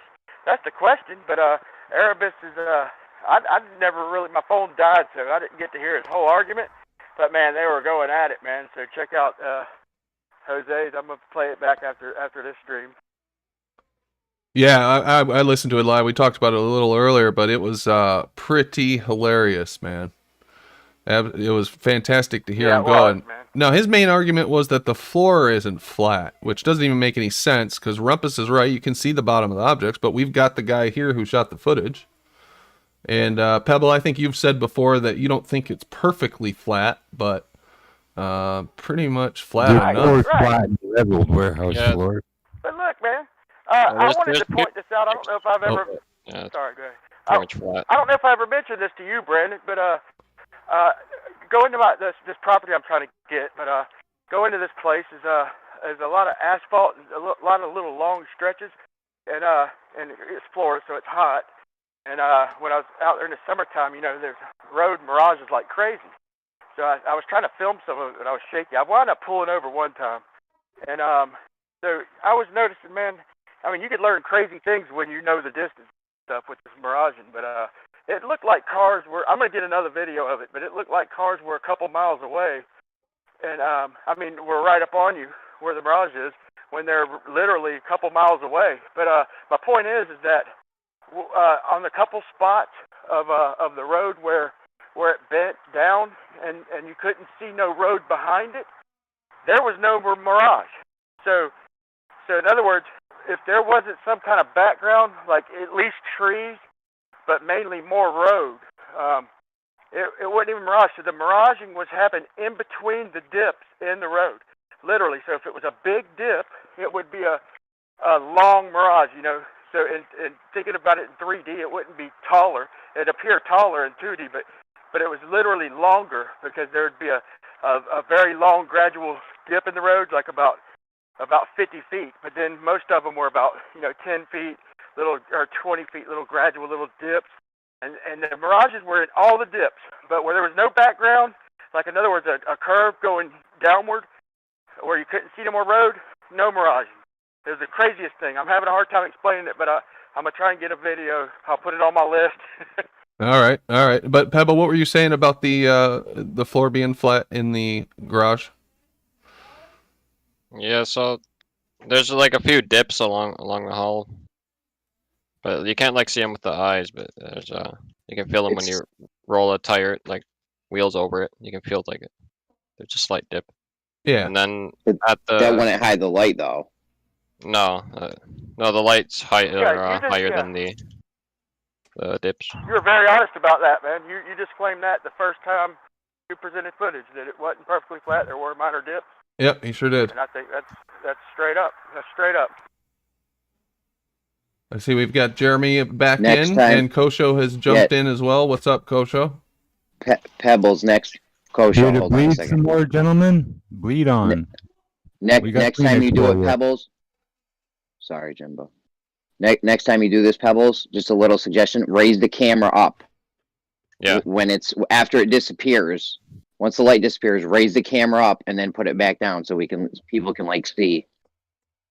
Yeah. Yeah, we were talking about that. My idea was if there's a way to lower the light down. Are you gonna jump up on a rock and take the picture from 30 feet above the water line? What are you talking about? He's taking pictures from one level. Yeah, and then If just you raise want it up from a little another bit. level, then you can open the doors, take from another level. That's a separate issue. Yeah, so at You're trying to blend the door, two. at the door, like at the targets, there's a pretty deep dip, but I have the objects on top of the dip, so I'm not they're trying up to higher than. Yeah, I'm not trying to mix the two. I'm just trying to show them, like, look, this is us on Earth raising an elevation, and oh, look, now we can see the thing. You know what I mean? That's all. Then you lose the actual phenomena that you're looking at in the first place. No, it still shows it. It still shows it, but it goes even more in depth, more recreates what happens on Earth. Yeah, Jeremy's trying to say that when you make the observation, you're low to the ground, you can get this obstruction, and then as we know, when you do rise up, you can see further. And he's trying to show that risen up, that obstruction is not there. So he's trying to just make observations consistent with proving the horizon. You wouldn't be seeing further, farther back. Kosha. Hold You're up. You would not be seeing further. You would just be getting out of more of that layer. The angle. Yeah, would in this change, Kosha. observation, on Earth, you see further though. Yeah, no. The but angle in would make this the difference. observation, the angle would be different. So you're probably going to see the light because you're in less of that distorted air. Right. Yeah, That's Why what did I you was bring trying that to up, by the tell way? 'Cause y'all. I think that's a good point. That you're right. You would not see further. You would just you'd be able to see it more clearly or whatever because this is on a flat level ground and all that kind of stuff. But on the Earth, when you raise up, you see significantly further. Of course, because your angle changes. Yeah, the that's angle what this would changes in just- this in that example as well. Yeah, on a flat would show plane that- though, you would do the same thing. Your angle changes, you see further. Yeah, this would show the Oh, angle they change. say You make you an wouldn't angle see change. Just to obscure the point. Do gymnastics Hey, I while you're wanted to, taking a picture from one level. I gotta go for a minute, guys. If I could say one more thing, man. Do you, Pebble? Do you have, or Peter? Do you have one of them little pocket laser levels, the little handheld hoobie doos? It tells you It tells you the degrees that it's pointing. I mean, it measures angles and all that stuff. But set it down. It's about the size of one of them old GPS things. It's real small. You could probably fit like 2 of them in the palm of your hand. But you set it down and it tells you it's real touchy. So it gets down to like 0 degrees, 1 degree, 1.1. It goes down. It gets exactly level. It doesn't shoot but a few hundred. I don't know. It'd probably shoot about a quarter mile, but it's made to be used in a couple hundred feet or a couple hundred yards. And I got a couple of them, man. I could send one to you or send one to Brandon. If you promise to send it back, and it'd save you from having to buy one, and you could do wonders because you can measure the distance off the ground and get it to 0 degrees, and you'll have your laser will be across the warehouse floor, and it'll tell you it'll show exactly the level at whatever distance you're at. It'll even tell you the distance to the T too. So consider that if you want it. The offer is there. I'll mail it out or whatever to loan it if you think it'd be handy. I do. It's a laser, so it'll tell us more about it is laser light, but it'll tell us something about what that cold air is doing to the laser, because we'll know the height, and then we'll know the height after you open the door. That's all I had to say. That offer is on the table. Whenever you like, just let me know. Appreciate that, Yeah, Brian. I'll think about that. Yeah, just come up with some different stuff. You had lots of suggestions, Pell. It's your observations. Do whatever you want, of course. We're just happy to have the results of that. So thank you again. Good suggestion. I was going to ask you guys, what's y'all's takeaway from that observation? Like, what is it showing? Or what conclusions do you come to from seeing him do this in this garage? Well, myself, one, that there are certain atmospheric conditions that are fairly common that will cause objects to be obstructed from the bottom up. And to be fair, and to be clear, I guess, you've only shown one atmospheric effect, right? It's the only one you've shown is the mirroring, correct? This is this is a demonstration of one atmospheric effect. I would say that's correct. Okay, I just want to make that clear. Not mirroring, miraging. Well, the specific effect is taking the image and turning it upside down and replacing the lower half with that top half image. So, yeah, okay, hold on real That's quick. not the only effect going on there. The light totally disappears, Kosha. yeah, the bottom half is completely not seen because it's covered by the duplication of the top half. That's not how being placed on there. No, you're incorrect. You are Go ahead and show a incorrect. picture if you could. I'm sure you have it up. We're not saying it's not mirroring. We're just saying that's not what's causing the obstruction of the light.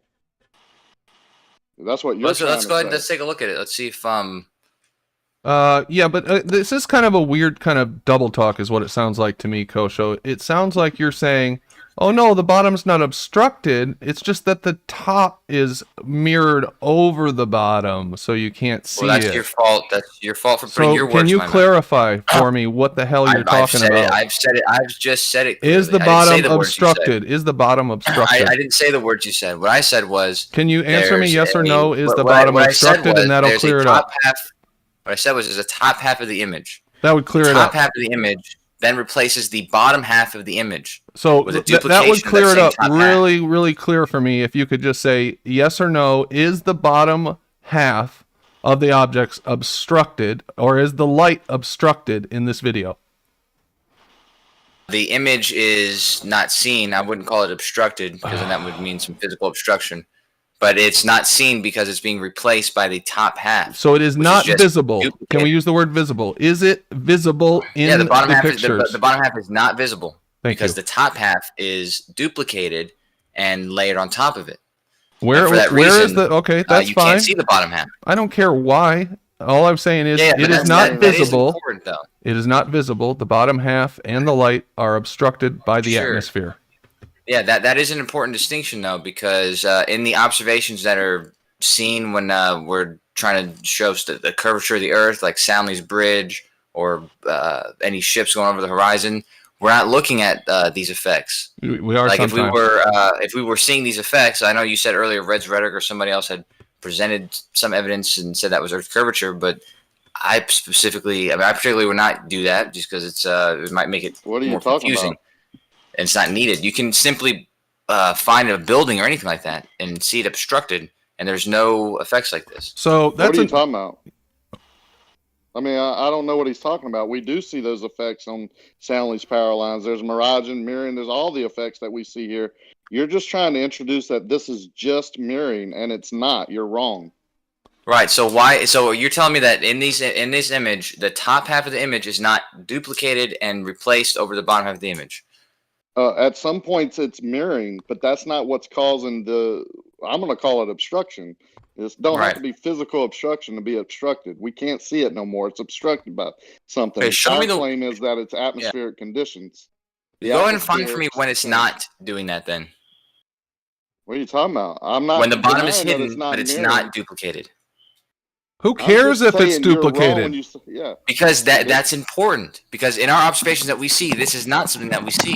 Yes, it So if is. We don't see this all the time, and we're this told is it's not the Earth same curve thing that is all happening the in reality. time, Kosho. So, like I said, I don't want to ever hear anybody show us an image where there's mirroring and say that it's Earth curve. Period. Sure. I mean, I would hope they didn't do that either. They Sure. did. But For years. Regardless, like I said, that explains the mirroring pictures, but we already knew what mirroring was. It doesn't explain the images where there's not it mirroring and there still is obstruction at the horizon. This is that. This is not just mirroring, Kosho. You're just Okay, well then stating that show me the still shot or here it is. where there's not that happening. Am I sharing my screen? I'm watching it right now. Okay. Oh, How is that not? How do you not see the pink light or whatever is at the bottom of the thing? Where's the light though? Where's the light over here? No, I'm talking about the top. No, half of the I'm thing. talking about the light. Where is the light mirrored at? Which light? Yeah, exactly. Oh, which light are you talking about? There's a light to the right of this target. The Right white now. one or the green one? Do you see the top, the pink thing at the top? It's on top of a green What thing. Do you see this light? Do you see this light? Right. So okay. So now you do not see the light. yeah, it's obviously being covered up by the that same thing that's covering up the rest of the bottom. It's obstructed by the atmosphere. You can't see it. That the image on top is being superimposed on over the image of the bottom. Okay. I mean that's clear. That's clear. I mean it's clear as day.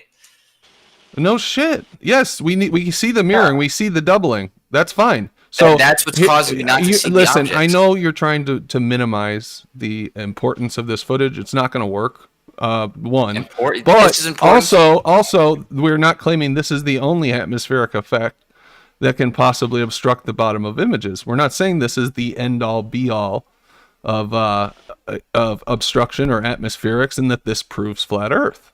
We are saying that this explains many of the observations, and they have been put forward as examples of Earth curves. So anything with mirroring, we can just toss out now. Sure, you should have done that to begin with. That, I mean, I've never presented that. I've never seen anyone present that. Really? If Frederick presented that, that's fine. That's not many of the examples, though. It's probably next to none. Okay. I presented that 20 times to y'all. Well, yeah, then you presented a shitty fucking evidence. Yeah, I would never have presented something with mirroring. Whatever, man. What about my You're perspective with proving the yourself. 300-foot the shots on the pond or that lake? They show they duplicate what happens in the atmosphere like constantly. Yeah, the atmosphere actually really does do that. There is real mirroring that happens in the atmosphere. There is real mirages that happen in the atmosphere. Now, the question is, in the pictures where there's not mirroring or mirages, what's causing the bottom half of the building or ships or whatever to be disappear? What were you saying, Brian? You got interrupted. I was in the middle of talking and he was interrupting me. No, I was. Look, they've replicated towering. They've replicated looming, or not really looming. They've duplicated stretching, inferior mirage. They even replicated a little superior mirage. It looked like, and sinking. They've replicated sinking. I mean, you need to check out their videos. They don't prove. Yeah, I mean, I believe refraction is real. So you don't have to prove to me that refraction is real. But that's not what's in question. What's in question is in the images, like the ones I present, where the horizon is crisp and the building or the ship or whatever it is behind the horizon, completely or more than half hidden by the horizon. And what's causing in those cases when you're not seeing these mirages? No, what is in question is Earth curve. The existence of Earth curvature is in question, and you need to prove to us that it's not an atmospheric effect that is occluding the object behind, as we've shown multiple different atmospheric effects that have the capability of obstructing things from the bottom up. So show us the fucking Earth curve. Yeah, that's like saying, prove to me there's not a guy holding a blanket in front of this. Well, yeah, you're right. There's not a guy holding a blanket in front of there. There's no evidence that shows that. There's no evidence that shows the Earth curvature exists. There's no evidence that shows any of the things that you're saying that you've shown with doing these tests. Sure, I mean, atmospheric refraction is real. That's a real thing. Okay, you're admitting that it's real. In images where that's occurring, you're able to see evidence of that because there's mirages, distortions, whatever it is. You don't see a crisp horizon and then a crisp object behind it. So let's talk about that, because we were just in the middle of discussing that. And what you're speaking about is observations that look similar to this one on the left here, which this is not the clearest example because it's from a photo. Can you see it? Or it's from a video? Barely. Yeah, it's not very good. Hold on. Maybe I got the thing turned down. Yep. Why? I don't know why it defaults to 360 on me all the time. Anyway. So this is a little better, but you can see this on the left. There's 3 pictures here with the buoy. They're all the same focal length and distance. These are Travis's pictures. And you can see 3 different presentations of the water to the viewer and the camera. Would you agree with that? That these the water looks 3 different ways in these pictures? These are like 3 different pictures, yeah. Yeah, they're 3 different pictures, and they present to us in different ways, correct? Yeah, they look like 3 like different in this pictures. one. Oh, Jesus, come on, work with me a little bit, just a little bit. I'm answering your question. Okay. What I would advise you to do is just get to your point. I think this is my show, but anyway, so on this picture on the right, you can't see the buildings in the back. I'm just going to point out some of the differences. In this middle one, you can see. On the left, you can't see it. If you look at the position of the buoy, this buoy looks like there's a lot of water off after the buoy. This one, there's not as much water, and then there's a mirage in this one, a very visible mirage. In this one, there's barely any water after the buoy, and it looks like there's somewhat of a mirage, but not very much, not as much as this one. Now, this is the one that you would pick and say, look at that crisp horizon, look at that Earth curvature. Because that's what you did with the ship the other night. Which one are you talking about? The one on the left. No, I wouldn't say that. Which one would you say shows the curvature? I mean, I would say that the one probably in the middle looks the most clear. So you wouldn't use any of these. So if there was a boat behind this, you wouldn't say, "Oh, there's the curvature."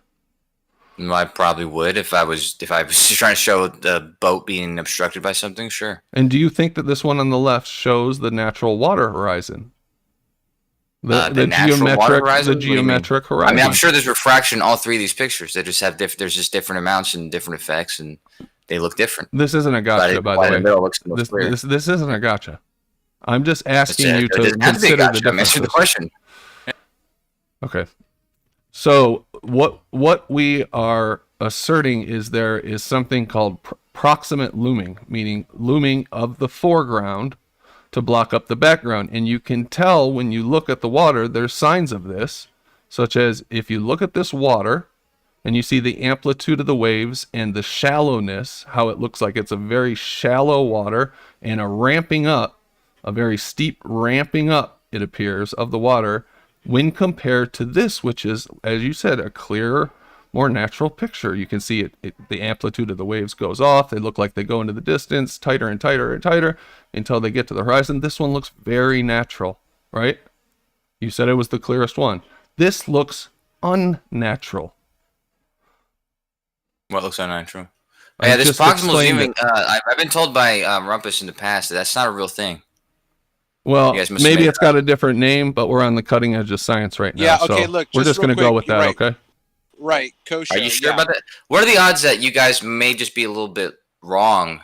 Well, I think we're cutting edge science right here, Kosho. So I'm sure you think that, but I'm saying, like, if you were to be realistic. Oh, if I'm being realistic, you don't know shit, and we know what we're talking about. Kosho, 100%. I think so. I think it's 100% as well. You guys might be wrong. Okay, how about back to the subject? Did you notice the differences? Hold on, Brian. Did you notice the differences between these two pictures? And do you agree that this one looks more unnatural than this one? No, I don't think any of them. You said this one was the clearest. Natural. You said this is the clearest. I think the one in the middle looks the most clear. So this one looks a lot different than the one in the middle. All three look different. I'm not sure which one you're talking about. Okay, listen, hold on, just real quick, Brandon. Yeah. Just real quick, Brandon. Kosho, he didn't ask you which one was more clear. He said which one. Which one looks more natural? I know it's a really fucking retarded question. Yeah. No. If we go back to his initial question, because he said to you, he thought that you would choose the left panel to claim Earth curve. You said no. So then he said, which one shows Earth curve? Then you said the one in the middle is clearer. No, yeah. I said the one in the middle is the clearest. All three of them show the Earth curve. That at wasn't different locations. his question. I wouldn't use any of them unless I had to, I guess. I don't know why I would use any of these to say, oh, this is the Earth curving. Hey, but I want to thank you, I would say Kosho. the horizon exists. I want to thank you because you coming on here and double speaking like you are is very instructive for our audience. What did I double speak? You know damn well. Don't play stupid now. What did I double speak, jackass? Don't play stupid on top of it. Now, what did I double speak? Don't play stupid on top of it. Right. See, here's the difference, man. I have to play stupid for people to think I'm stupid. Oh, there we go. Yeah. So you are stupid then. You're not playing stupid. You are stupid then. Is that what you're saying? No, so you didn't get that. No, I did get it. I'm asking you, if you're not playing stupid, then are you stupid? Meaning that you don't have to play stupid. Right. That you just talk and people know that you're stupid. Only fucking complete idiots like you. To me, that's stupid. You're not even honest with yourself, brother. It's not very intelligent mind.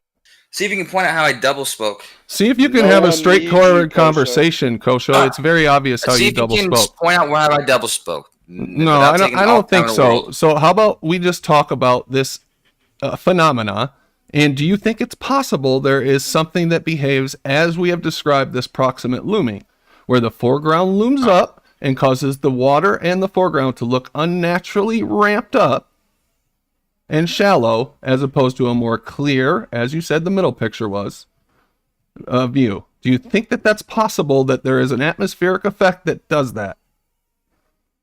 There's inferior mirages in which the object is inverted, but that's not the same thing as looming or proximal looming. So that's made up. The thing that you guys said, the forefront thing that's looming up, that's just made up thing. Kosho, you are muddying the waters because you're not answering his question. I just answered the question clear as day. He just said, or is there something that you think might be? I said, well, but there's inferior mirages. that was the closest thing to it, but it's something upside down. Mirage so is this is not inferior mirage. The thing that you're saying is not a real thing. That's the answer. That's what he asked. Then what do you attribute the difference between these two views? These two views in the same direction of the same water. Why are they so different, Kosho? Just less or more refraction. I mean, there's and what is the refraction causing? In some cases, less refraction. In other cases, what is the refraction causing? What is the difference the refraction is causing between the two? And the one in the middle, it might be causing assuming that these are all taken at the same altitude or elevation and all that kind of stuff. Assuming that that's true, then the one in the middle may have more of the background looming up, so that you can see more of the surface of the Earth in the middle picture. Do you have to mute your mic after you say something like that to laugh, so you don't fucking laugh while you're talking, because that's ridiculous, dude. And the other two, it looks like the trees. Looks like the trees are loomed up more than the water and the rest of the foreground. So it could just be different atmospheric conditions, different times of day, all that kind of stuff. So this one, the background is looming up. Hold on, the background is looming up in this one. But the trees and the view of the trees is lower down than this one, but that's looming up in the background, right? I mean, that's assuming that these waters look the same to you, Kosho? Taking the same exact. I mean, the buoys aren't even right next to each other, so I mean, I don't know if the pictures are actually in the correct position. But I'm just looking at the distance that you can see. I would say the one in the middle, it's got more of the water and the land even that's looming up. Whereas the other ones looks like the background's distorted, like the trees and all that, but not the ground, not the water and the beach. What is it called when you not that you have water on your brain, but you have like globe on your brain? Whatever that is, that's what has happened to you. You've got globe on your brain. I'm just speaking clearly, man, with what looks realistic. All that kind of stuff. Go ahead, Travis. Hey, does it bother you? Go ahead. Okay, so Kosha, my question to you is in this discussion of refraction, can you just summarize your concept of what looming is? Concept of what looming is? In this discussion of refraction. Don't repeat the question. I'm asking you. You just want me to discuss what looming is. Okay. The reason why I repeated myself is because you're asking me what I just asked. Don't say anything else, please. Yeah, refraction simply is. No, I didn't ask you what refraction is. Right. So stop talking so I can answer the question. Yeah. So if something's refracted, it just simply means that it's going through mediums of the atmosphere. That have different densities. You're an absolute. So if it's looming. No, he's a fucking weasel. Fucking question, dude. You're a fucking weasel, dude. You just asked me what's looming in reference to these observations. Well, he just asked. Does it bother you that the flat Earth can prove the sinking and all these mirages on a flat surface, and the globe can't demonstrate? Question just to, I don't know, man. That's an answer to the question, man. I'm not even done answering the question. You ain't answering the question, dipshit. No, yeah, I didn't get done answering the question. I said what refraction is, and I'm saying what looming is in reference to these pictures. But it doesn't matter. Do you have any pride left, Kosho? Like, does it hurt you to act like this? All of it. Well, I don't know why I would have lost any pride answering these retarded questions. Yeah, why would you? Okay, yeah, I mean, they're easy questions. You guys don't want the answers for some reason, but they're very simple questions. Right. Look. So yeah. I still am interested in making my point. Kosho, simply, what is looming? No, make your point then, buddy, because I tried doing that, man. I tried answering that, and I'm not doing that. No, you didn't. So why don't you make a point, man? No, you didn't. I can't make a point until I understand what you know. Well, then you probably shouldn't have cut me off last time. I'm not playing this game You were anymore. not answering the question. Just say looming is, and then finish the sentence. That's it.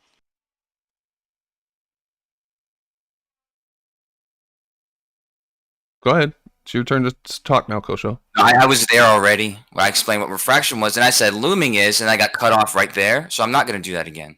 Actually, no. No one will say anything. I'll answer it for you.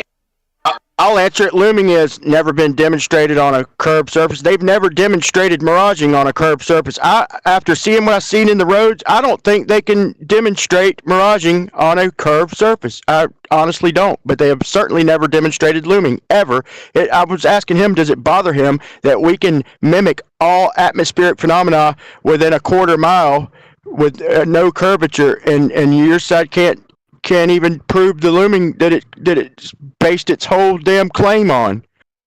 Yeah, if you can show the all atmospheric conditions with the quarter mile, then why wouldn't that work on it? It would work on either model. If it works on a flat Earth model, then it works on a globe. I don't know why you're saying that you can produce it on Earth, and so that proves the flat Earth for some reason. Here's why: because my perspective demonstrated it with like half a millimeter of supposed Earth curve, or like a quarter. No, it wasn't even a quarter millimeter. The distance they've duplicated this stuff on is Earth curve is not a factor, and but y'all have never demonstrated looming. Ranty and us. That's not evidence for a globe or flat Earth that you can show. I didn't say it was. I did not say it was. Then why are you asking that question then? Why? Because you're being a weasel. Globers can't produce that. Globers can produce that too, man. And I'm seeing if you'll be honest. Are you at least an honest weasel? You know. So can you show us looming, or is it just something in a fish tank? Yeah, there's plenty of examples of looming in fish tanks and in air and all sorts of stuff. On a curved surface, Kosho? What you've seen and what you haven't seen. Can you show it to us on a curved surface, please, Kosho? I probably could. I don't know why that would make a difference. Do you think it doesn't work on curved surfaces? Well, see, we're into empirical evidence here and viewing firsthand observations. So that's kind of our thing on this show. We like to look at actual science. It doesn't work on curved surfaces, Brendan. I asked you for an observation. That's my claim. My claim. Do you think it doesn't work? I don't know. Can you show me evidence of it? That's my claim, bro. I'm asking Brendan, though, if he thinks that it doesn't work on curved surfaces. You asking me or Brian? You, Brendan. I don't know. Can you show me some evidence that it does? You don't know if it does. You don't know. So do you have any reason to suspect it doesn't work on curved surfaces? Yes. And what reason is that? I haven't seen it demonstrated. I have no experimental evidence of it. Well, then you're just plain retarded. No, it's called experimental evidence. That's what science is based on. Here's how it works. First-hand observation and empirical evidence, Kosho. Not theories and jacking each other off trying to come up with excuses. And if you're going to call somebody retarded, atmospheric effect, show us a demonstration, bud. A curved surface for some reason.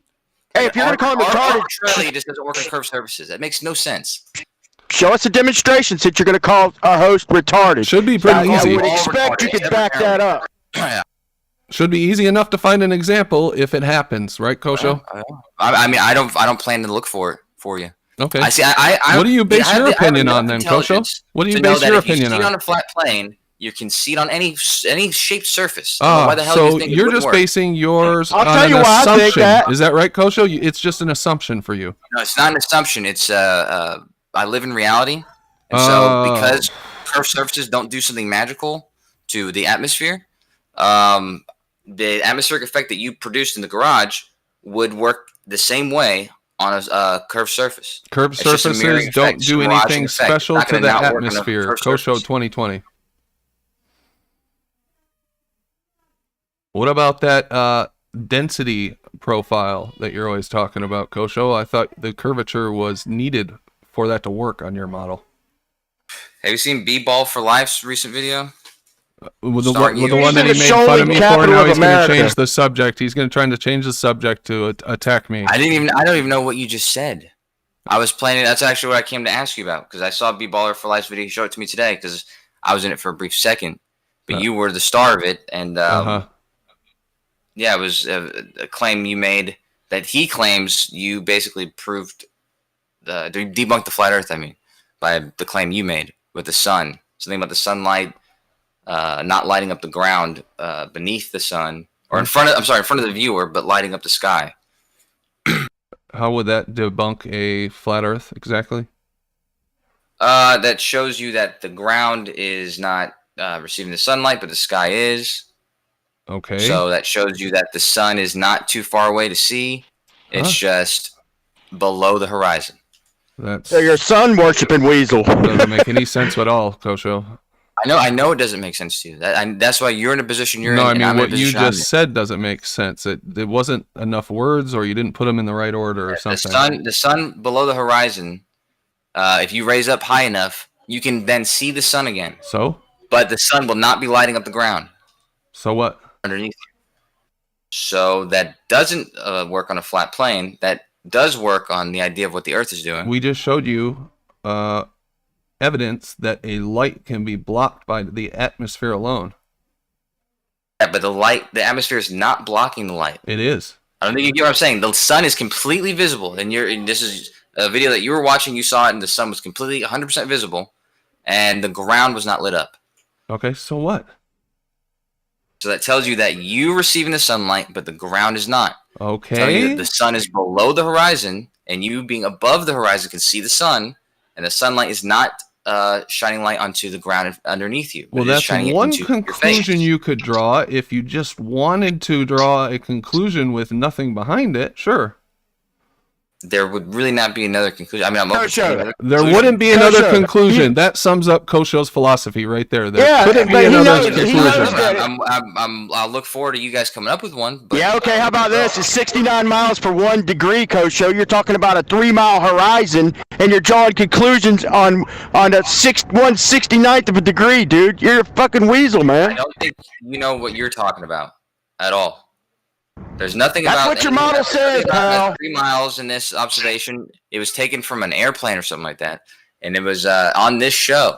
B-ball. You should just watch B-baller for Life's video because he recorded. Okay, all right. Hey, everybody, Kosho wants to plug it again. Kosho, plug B-ball's video again, please. What's the point? Go watch B-ball's video where he has created a straw man argument for me and said that I've debunked flat Earth. He doesn't understand science and how you draw conclusions based on evidence. It's not a straw man argument if you're the one saying all the words in it. You drew a conclusion from my words. Did I draw that conclusion? Yes. I Yes, did. you I did. said, That's why you should just watch this video. debunks flat Earth. Everything is. I said by this you. debunks flat Earth, Kosho. Did I say that?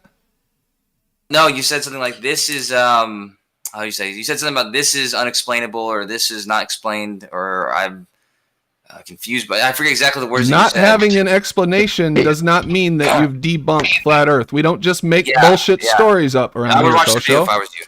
Okay, I I thought will. you said it was part of the circle of sight. I thought you said it was part of the circle of sight. I thought you gave a couple examples of what it could be. I don't even know what he's referring just to. didn't I make a didn't have any intentions to watch it, but obviously they've come up with some new kind of attack. They've been very creative over the last few days. Desperate is more like it.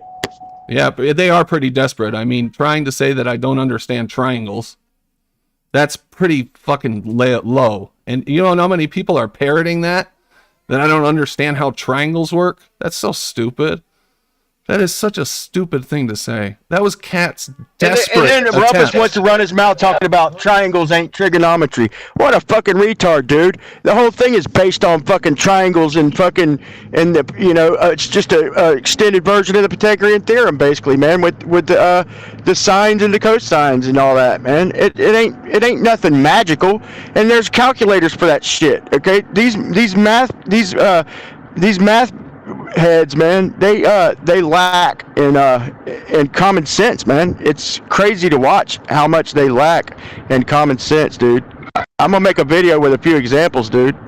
But who cares, man? If you want to brush up on your trigonometry, it'd take a couple days. Big fucking deal. You know how triangles work. You know how angles work. He deviated. He was dodging because he had no argument, bro. That's all he could do was try and give you a math quiz, and I wouldn't entertain it either, man. Exactly.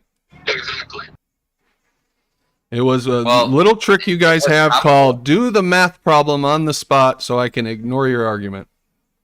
No, but that's the whole thing, though, is that is the argument. The argument was about the, I mean, I didn't watch this. I just heard him talk about it. So, but I know the argument because I've heard other people make it. But it's about the angles from Polaris. I understand the argument. Right. So if you don't understand what those angles represent as far as distance, then you don't. We know they're. I understand how the angles work. I understand how you think that you can apply straight trigonometry to Polaris and falsify a flat Earth. It's bullshit. That was the argument, and I had more to the argument during the Cats debate on why that's bullshit, which you probably don't even remember.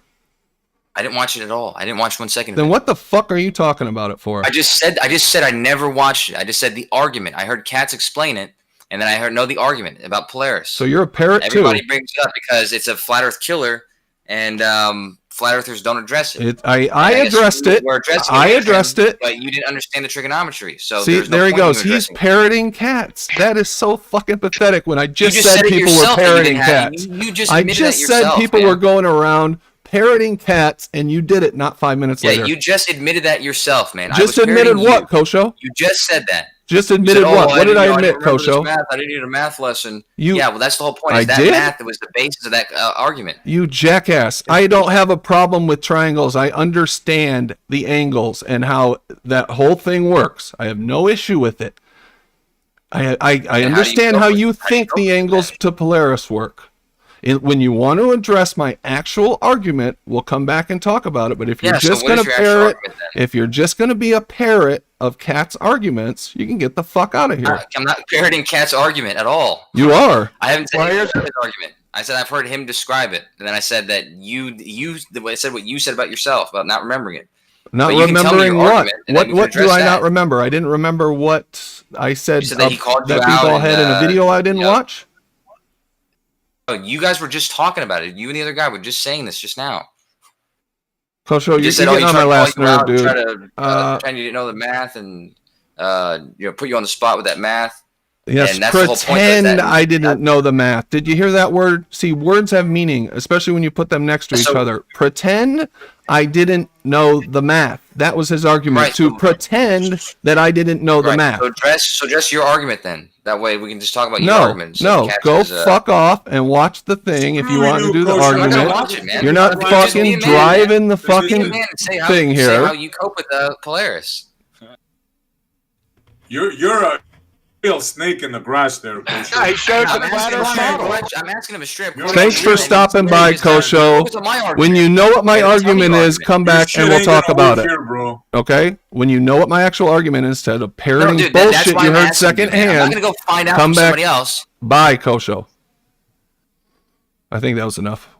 It's very yelly. What a weasel. What a weasel. He knows they made up the distance too. He knows they made up the size of the Earth. He knows they made up the size of Mars so they can do their perfect trigonometry bullshit. We know you're bullshit, dude. It ain't gonna fly here. Yeah. They made their map based on angles to fucking Polaris and the sun. Of course they're gonna line up on the globe. I hate when they bring that argument to the table. That's how you made your fucking latitude lines, you fucking idiot. Of course they're gonna match up to how you made them. I could make my city. I could assign azimuths to the city, and just I wanted you to ask them in that debate. To apply trigonometry to the clouds. They think that I saw that they can explain everything with trigonometry.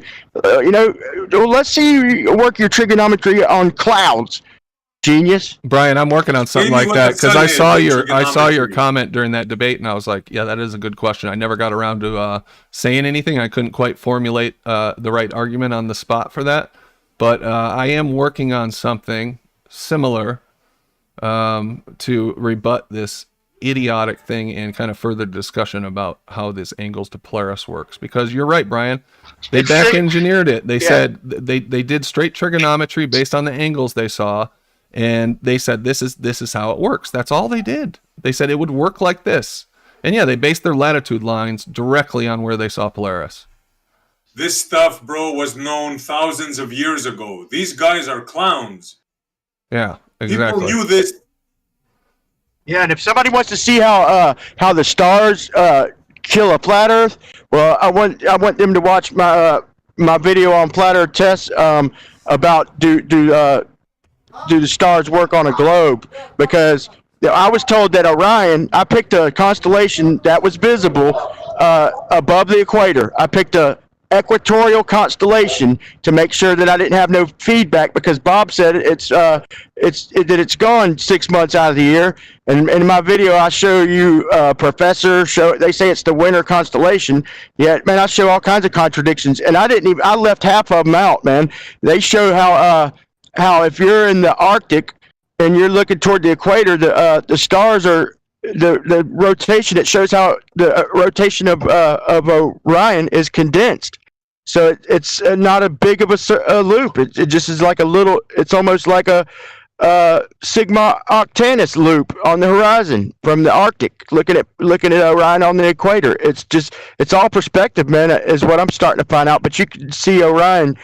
Pretty much. You pick a month, and I'll show you a video of somebody shooting it somewhere on Earth. The point is if it's visible over the equator 6 months later, it should be a whole opposite night sky. So you shouldn't be able to see it anywhere on Earth. And like I said, they say it's the winter constellation, but I got that professor showing it in June, and then I got other channels showing it in April and May, and then all throughout the winter months, and it's different, man. It's they don't understand that stuff completely, in my opinion, man.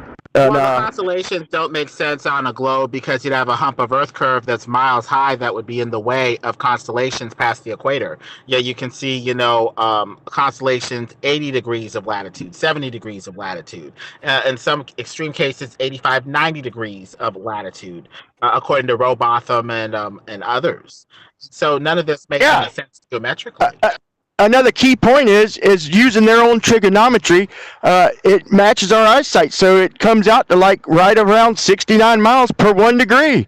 I mean, ain't it to the observer on the ground? Ain't it like 69 miles per 1 degree according to the stellar what do you call it? The stellar horizon, or one of their fucking horizons. Based off of how Polaris dips down, but so much of this stuff is parallel lines that appear to converge, merge, and disappear. So these angles are highly questionable. I mean, we talk about objects themselves disappearing into 0.02-ish angular resolution. Well, what about the visual zone you're looking through? If you're 6 feet off the ground, that's a zone of vision that's 6 feet high. That's a 6-foot object that will eventually converge, merge, and disappear too. And so it looks like objects can disappear in one of two ways. Well, among other ways. Either it will flatten out at the level of the eyes when the visual zone that you're looking through converges, merges, and disappears and takes all the objects in it with it. Or it will converge into itself and disappear when it's too far away, going up at whatever angle it's going up at, when it gets at the 0.02-ish angular resolution mark. So it can disappear bottom first at the level of the eyes and or disappear into itself at that point. Exactly. Not including, there's a finite vanishing point based on how we see perception. That's what I talked about with cats. Now, I don't want to get into it too much. I'll let you guys talk because I'm putting something together to further this discussion, like I said.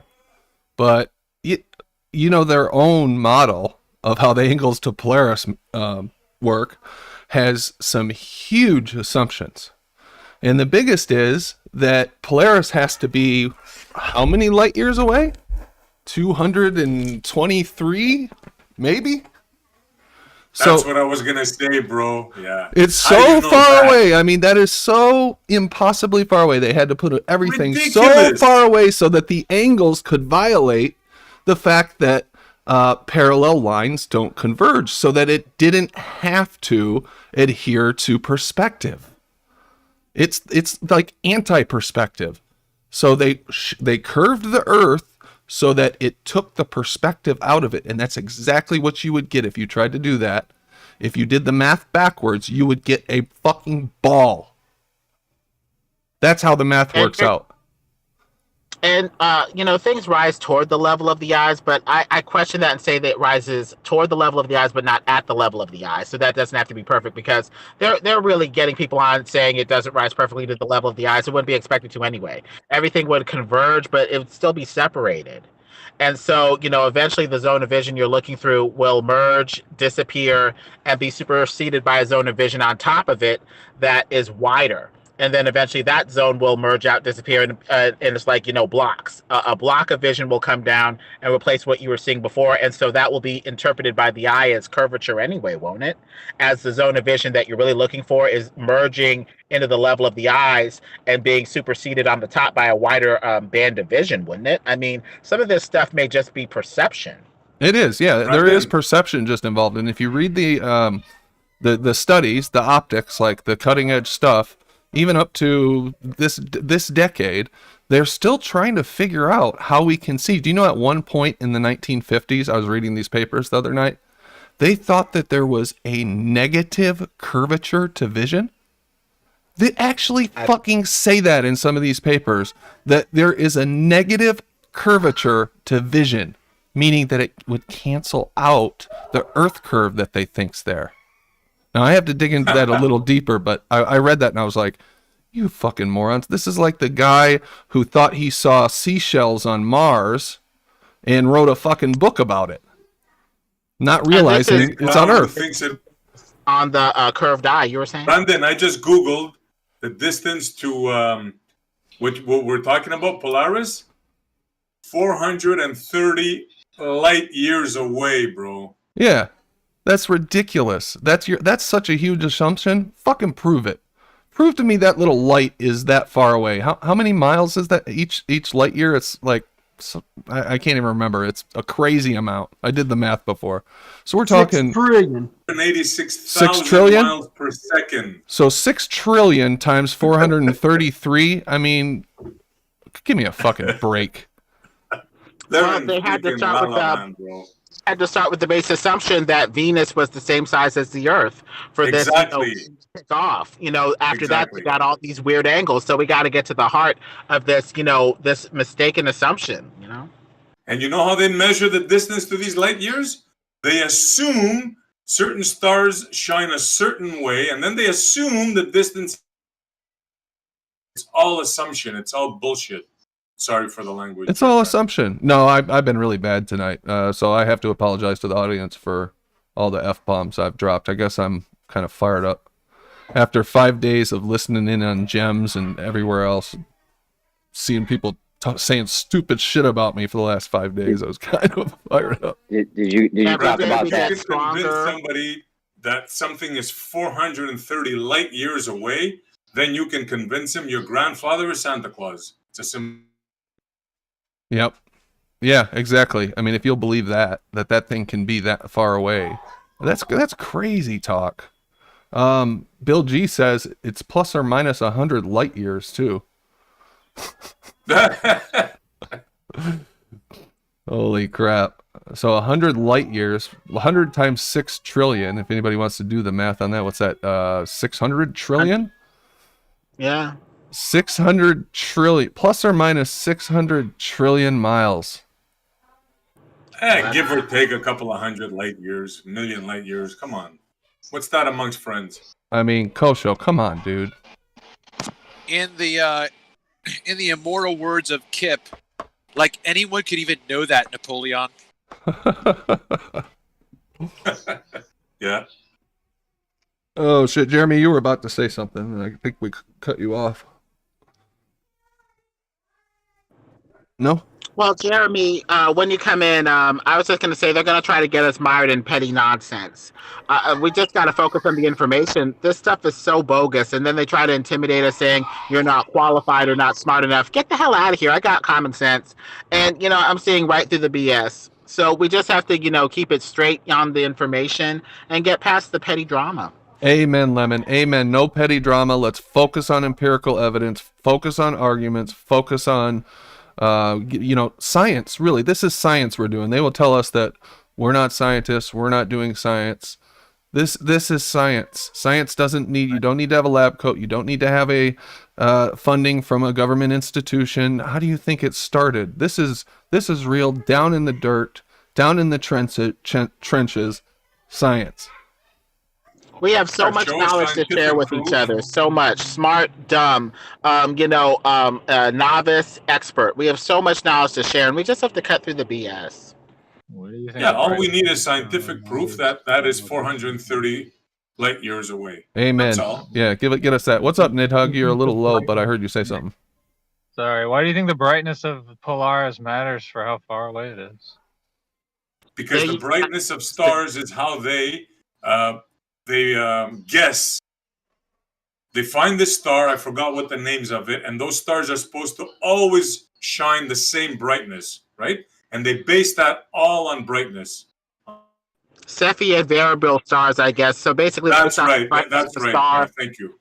They get the distance in this cosmology of theirs, in this procedure of theirs. It's all guesswork. All of it. They don't measure distance with brightness, though. They use stellar. Really? I don't know where you got that from. Don't they compare it to stellar parallax? The stellar parallax that we have can be explainable by heat shimmer, by shining through the dome, by atmospherics. It can be explained by other things other than us moving through space, though. Sorry, Lemon, but everything you say is wrong, so I'm not going to magically think you're saying something. Well, how else are you going to address these assumptions that your system is built off of? You have a house of cards that is on shifting sand. You got to address these assumptions, dude. Oh, we use stellar parallax to a great degree of certainty. It's not 100%, but it's pretty close. Stellar parallax, really? That's how you measure something. That's how you measure distance between celestial objects. Yeah. Yeah. Wow. On Earth, and a little bit of heat makes something appear closer or further away with heat shimmer. How do you know that that's not happening with the stars in the dome? How do you know that they're not shining through a refractive dome layer that's making them shimmer and have some a small degree of parallax effects? Don't you have to have a base distance to work from if you're going to start comparing anything? So how do you get the first distance at all? Sure, we know our orbit around the sun. We can do. Okay, how did you? Okay, they know. Okay, hold on, real quick. I said half okay, of a sentence, and you're already interrupting me. So. No. Okay, look, I'm trying to narrow down the conversation, right? So, are you going to choose? We're talking about parallax. I asked you for a known value, and then you said the sun. So, do you want to use the sun for an example of parallax? I said we know the orbit around the sun. I did not say the sun. You'd know that if you would actually have let me finish my sentence. Okay, well, maybe I misheard you from somebody's children talking over. But okay, so what orbit? What orbit? The orbit we have around the sun. Okay, so you're talking about the Earth orbit around the sun. Okay, so how do we take the next step to understanding parallax now?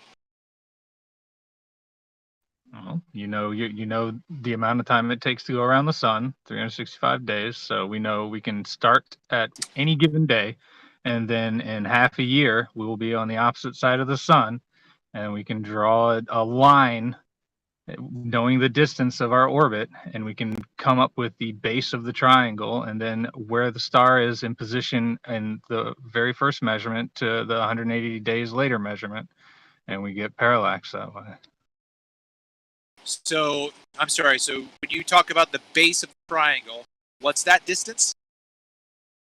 I'd have to go calculate it. It's the distance in the orbit from one end to the other, from day 1 to day 180, and that distance, which you can draw a line through, becomes the base of the triangle, and you take the angle measurements from whatever star you're looking at. From day 1 you have one angle measurement, and day 180 you have another angle measurement. So you have two angles and a base. You can use trig, you can use the law of cosines. You can figure out the approximate distance. Okay, so I tried not to cut you off, but again, so I'm just trying to ask, because this isn't my field. Okay, so you're talking about the time it takes to allegedly orbit the sun. How do you get distance from time?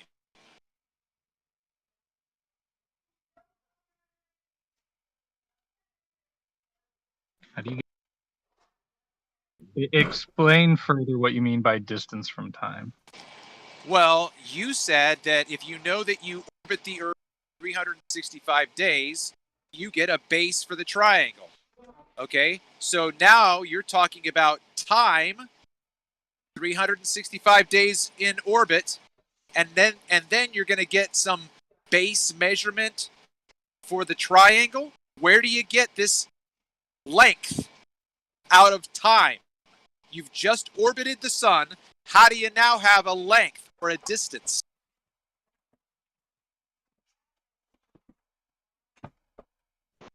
We'll be here all night with if you want to come back with that answer. I mean, I can go look it up, but it's you're basically asking how do you know how far you've driven if you've driven 2 hours?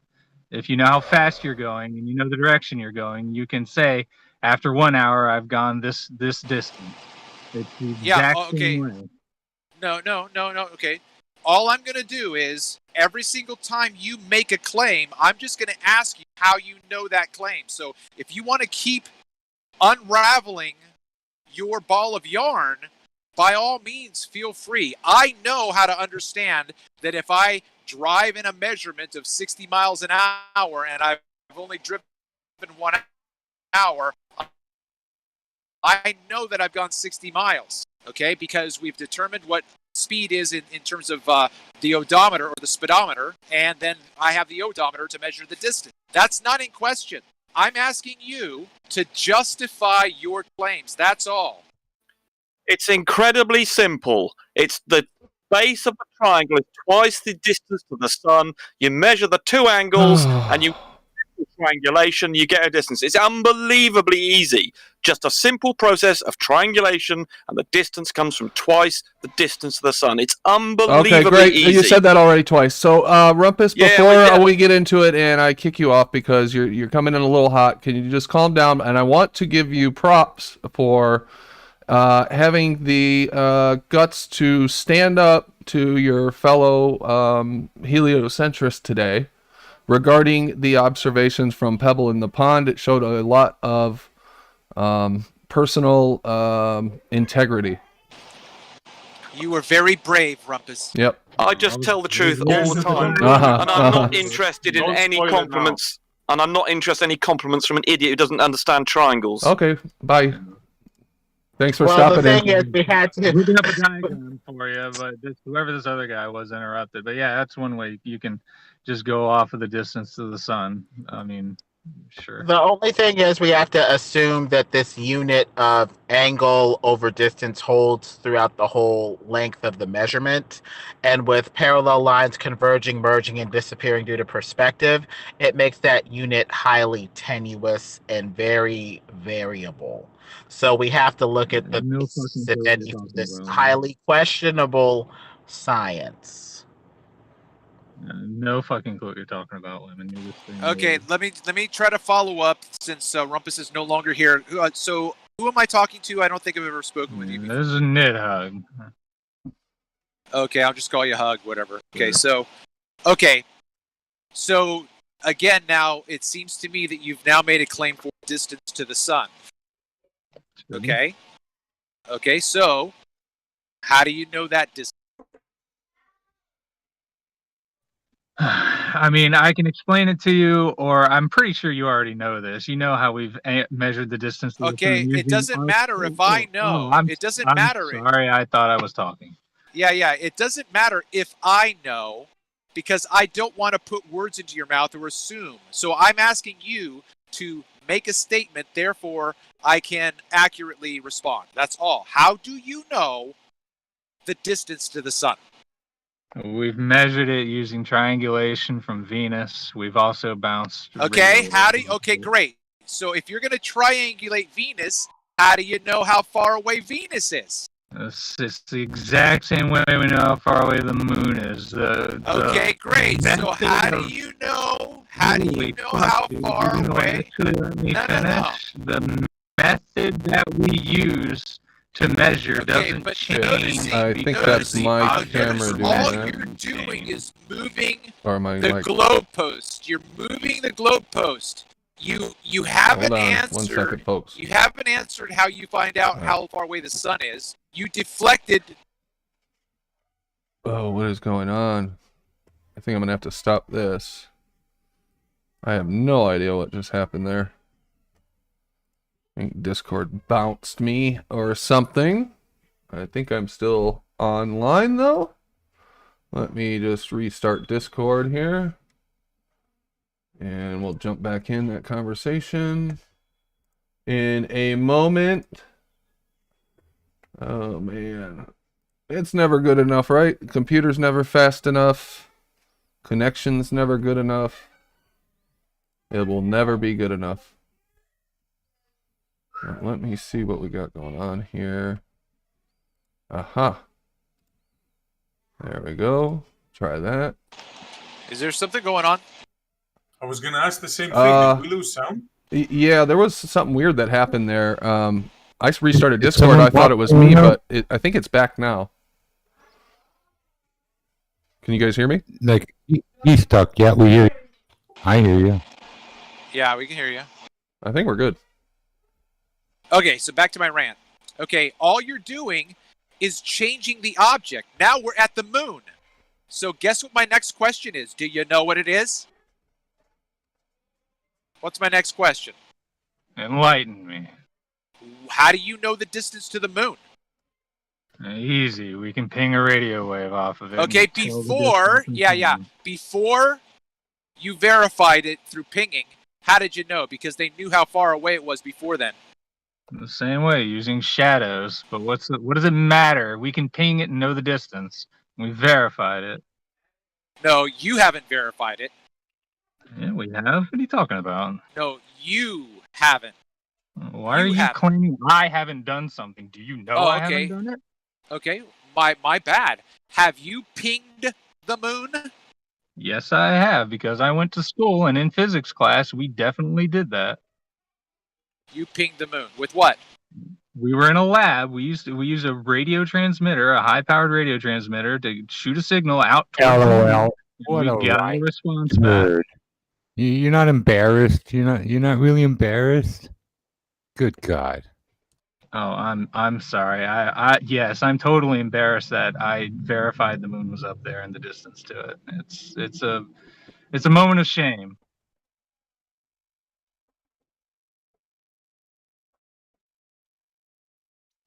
Do you think it's fair to say, Nidhug, that a lot of these distances that you have, your base assumption is the heliocentric model, right? I mean, that's okay for you to say that, but you've built it on top of the heliocentric model, right? It's not an assumption. Yeah, it all started with the basis that Venus is the same size as Earth, and then it started with the moons of Jupiter and the eclipse and shit. It's all speculation, man. I hate people. I don't hate him, but people use their model to prove their model. That's just ridiculous. It started with the very simple and basic understanding that if you see the moon half illuminated, you can draw a right angle between the moon, you, and the sun. That's where it started, and people 200, 300 years ago figured this out, and you guys still haven't. And it comes out. Yeah, we don't. If you're you're breaking up a little, Again, Brian. the heliocentric model isn't in contention. It's not an assumption. No, it is here. Only is it is here, Nidhug. Yeah, it is here. Yeah, that's the whole point here. It is in question. That's fine. But in reality, it isn't. So you can say it is all you want. Okay. Well, what are you doing here then? Are you not here to defend the heliocentric model, or why have you joined the show tonight? It doesn't need defending. There's nothing. Then why are you here? Because I heard someone say something wrong. I heard someone say we measure distance to stars using their brightness, which is wrong, and I thought I'd correct you. My bad. No, it's okay. You're more than welcome at any time. I'm just asking you. What makes you interested in the discussion if the heliocentric model isn't in question? Because I heard someone say something wrong, and I thought I would educate them. But you listen to the show anyway, right? And? Well, why do you listen to the show? I mean, are my motives in question? I'm just. Why do can you I not the ask show? a question? I'm asking a question. Yeah, they are. Yeah, your motives are in question. Yes. Okay, well, I'm so sorry. I visit quite a few flat There's Earth and nothing you have to non-flat Earth apologize before. for. I'm just asking a And simple question. I'm curious about one of my viewers. That's all.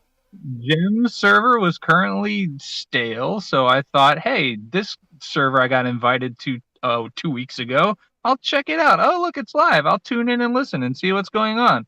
Oh, someone said that we measure distance to stars using their brightness. Huh, that's wrong. Let me correct him. Oh, hang on. Suddenly, everything that I know now is suddenly in question because you guys believe it is. I mean, sure, you can think that. It's not the case, but sure. So they don't have a standard. They don't have the standard. Are you disputing candle? what I said about the standard star that they use to estimate the distance to the other stars? Are you disputing that? They use stellar parallax to measure distance to stars. Magnitude and brightness are completely separate. You never heard about a variable star, how they determined, how they guessed how far it was by the brightness of it, and then they measured others and they came and they blah blah blah and another bullshit. Thinking about a Type 1A supernova. You don't know that story. Yeah, which are used because they have a invariable brightness, and because of that, they can use its apparent brightness to determine how far away the galaxy is. Because I use that. Tell that to your boy there. You can use absolute. Yeah, but Hug's not wrong. They don't use that for approximation. But that's not how you measure the distance. You can take the absolute magnitude of a star and know that that is its brightness. And if it's dimmer, then you can tell either there's something in the way or it's further away. That's just basic intuition. They don't use that for stars in our galaxy because that doesn't happen often in our galaxy. Look, the bottom line is it's all based on assumption versus actually knowing about it. Which again, they don't know shit. It's all assumption, dude. It's not right. You're gonna tell me that you believe that they know that there's a star out there that's 430 million light years away. You're gonna tell me you believe that measurement is accurate. It's approximate, but yeah. Yeah, bet your ass it is. Well, no one said it was. No one said it was. They don't even understand. But when they say shit like that, the universe, the age they say the universe, it's not even old enough to have stars that far away yet. They're claiming it. They fuck up all the time and make dumbass claims. Yeah, well, that's the great thing about science. We progress and we get smarter and we get more accurate. Yeah, that's what we're trying to do here. You're about 300 years behind the times. There, no. You guys threw it out too quickly. You got some faulty assumptions in your foundation. We're just trying to correct it for you. Unfortunately, it all works to a T. No, it doesn't. So, you keep having to add bullshit layers on top of bullshit layers to make it work. Do we? Because I'm pretty sure we knew that Jupiter and Saturn were going to have a conjunction, and it wasn't based on some flat Earth nonsense. So did the Mayans. Did they? And how about you cite me a reference for that? Sure. 1 second. Or are you making stuff up? Also, if you didn't mind, I heard you say something about the math that you could re-engineer or just simply do the math for the Polaris. Simply do it backwards and don't use curvature, just use perspective and get the exact same numbers. And no, that's not what I said. You just butchered it completely. Well, it sounds impressive. Well, you butchered it, so no. No, and we're talking about something else anyway. So anyway, so here's how the Mayans created their extraordinary accurate calendar thousands of years ago. That's perfect. Just show me the part where they. Well, that's what we were just talking about. So, you think that's something special? Do you think that's something special? That conjunction. What I'm telling you is that they actually it says extraordinarily accurate calendar thousands of years ago. The ancient Mayans created a system timekeeping based on astronomy that's still used today. Huh. That's crazy. So, they used astronomy. I didn't think that was how it used. Show me the Jupiter and the Saturn conjunction. Is there something special about the Jupiter and Saturn conjunction? It happens every 700-800 years ago. You think they didn't know about that? I don't know if they specifically knew about that. You think that we needed your model to figure out the motion of the stars and the patterns in the sky? No. Well, then just prove it. Show me otherwise. We don't need to prove it. I just proved it to you. They did thousands of years ago. Thousands of years ago, they figured it all out. And guess what shape they thought the Earth was? Round? No, actually, they didn't. The Maya cosmology is not easily to reconstruct from our current knowledge of their civilization. It seems apparent, however, that the Maya believed Earth to be flat. Isn't that something?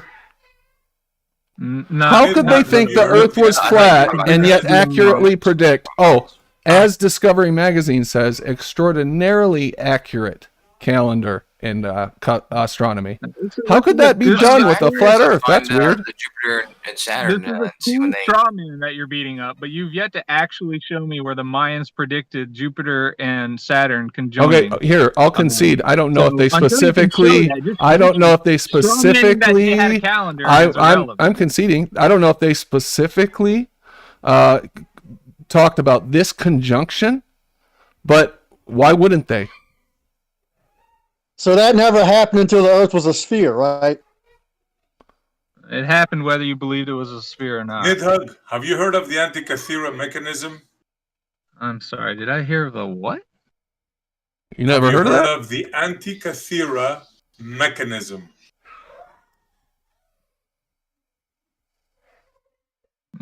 Yes. No, I have not heard of that. Is this guy still in training, Kosho, or what?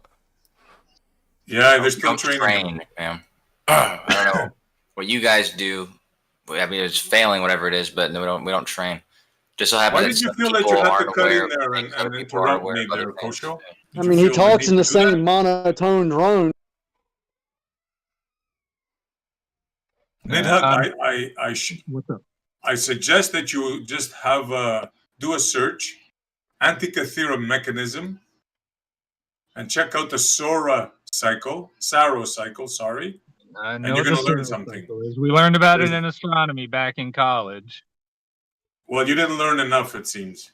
Oh, I didn't? Because the Saro cycle... It's an 18-year eclipse cycle. What in the heliocentric model happens in 18 years? There's nothing in the heliocentric model explaining the Saro cycle. That's why they have the guy who mastered the Saro cycle who predicted all the eclipses for NASA. It's in their website. Look it up, man. Yeah, the orbit of the moon predicts this. This is the same thing the solar cycle does, except for more. 18-year cycles, dude. What 18 years, 11 days, 8 hours. Yeah. Just face it. We don't need your ball to know how the stars move around. You actually do. We don't. Because the solar cycle is not going to tell you specific things about the eclipse. It'll tell you the general days. It'll tell you the location. So again, you can cling to things that we've already known about, but the Saro cycle isn't going to tell you what city is going to pass by at what certain time on what certain day. It's not that specific. You should sit down. You didn't know much. We've built on it since. He's absolutely right. Yeah, he doesn't know what he's talking about. I don't know what I'm talking about. Right. I only studied this in college and used it practically in applications for about 10 years. But yeah, I don't know anything. The nobody who thinks the Saro cycle is the most precise measurement of the 18-year period for lunar cycles is obviously correct. Let me tell you, just showed it to you. You had no clue about a nobody. Why did you call him a nobody, Nidhug? Why did you call him a nobody? Do you think that you're special? Do you think you're better than him? Go look up the Saro cycle right now and tell me what city the next lunar eclipse is going to be at and what time. Why do you call him a nobody, Nidhug? Why don't you answer my question? Why don't you? Because I asked you the question first, and then you asked the question to me. Your question is irrelevant to the Fine, science. forget it. You think you're special. That's fine. What'd you say, Brian? No, I think I'm educated. They repeat every 18 years down to the minute. Them eclipses repeat every 18 years down to the fucking minute. They don't teach that in college. It should be really easy to tell me when the next lunar eclipse is and what city at what time. How about 5 p.m. Eastern? Look up NASA and you'll be looking up the Saro cycle. But look, I don't care how good their math are and all that. To tell me that. Did you know that NASA uses the Saro cycle? See what's happening I don't care how good you say the math works. Hold on, y'all. Hold on. If you're going to tell me that there's a full moon and I'm seeing Venus at the same time, I don't care how good their maths work. That makes them fucking retarded. What are you talking about? That makes no sense. I just said when you see a full moon and Venus at the same time, you could do whatever with the math. That doesn't work in real life, bud. Okay? Doesn't work. Why you say that? Because a full moon means the sun is facing. That means the moon is at apogee. Okay, so then it's away from the sun.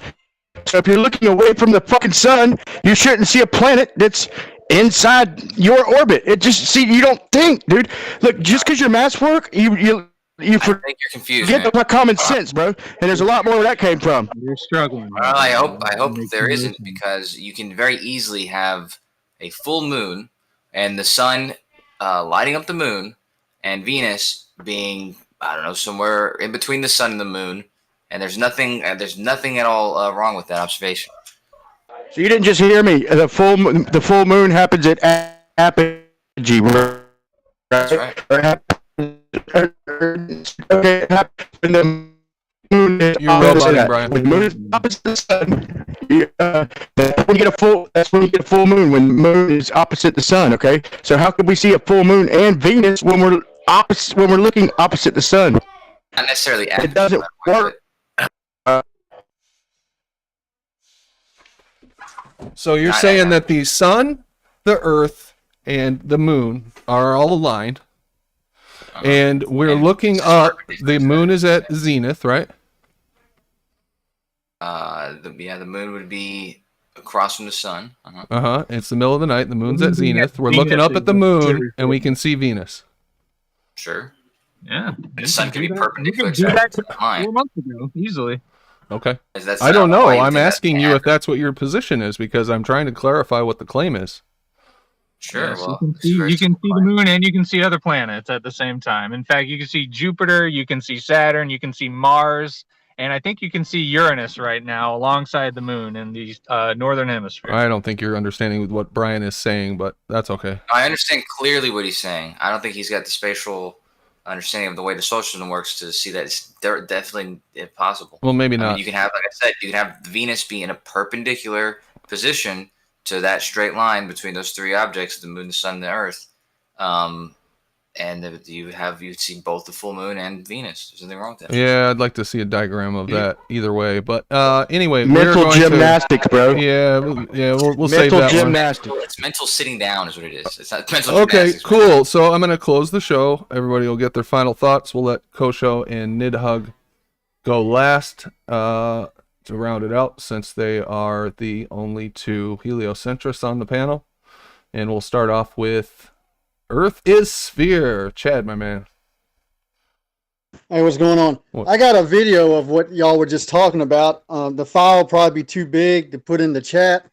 I might have to get on YouTube and upload it to my channel or something, but I was asking the questions about that. It was a few months ago when it was a waning crescent moon and Venus was right beside it, so to speak. And I got them both in frame, and I'm looking east, and the sun, quote unquote, rises in the east. So I was asking how, if the sun is behind Venus, then how come I can see the bright side of it facing me when I'm looking to the east? Anyway, good show. Thanks. Yeah, thanks, man. Appreciate it. Brian. Yeah, man. I just posted a video last night on Flat Earth Test, and it's it shows a NASA video showing a balloon launched into orbit from the ground. Okay, it doesn't show it actually into orbit, but it says, it's a video saying, that's just one of many things that I showed that the satellites don't necessarily have to be where they say they are for them to work. And it's there's some funny parts of it too. So if anybody gets a chance, go check out the last video on Flat Earth Test, man. All right, I did plug your channel All right, earlier, man, Brian, and that's about I it. just subscribed to it with the show channel, so we'll keep an eye out for that stuff. Thank you. I appreciate it, man. I appreciate it. Yep, thank you, man. Travis. Great show, Brandon. Thanks. Thank you, man. Good footage. Jimbo.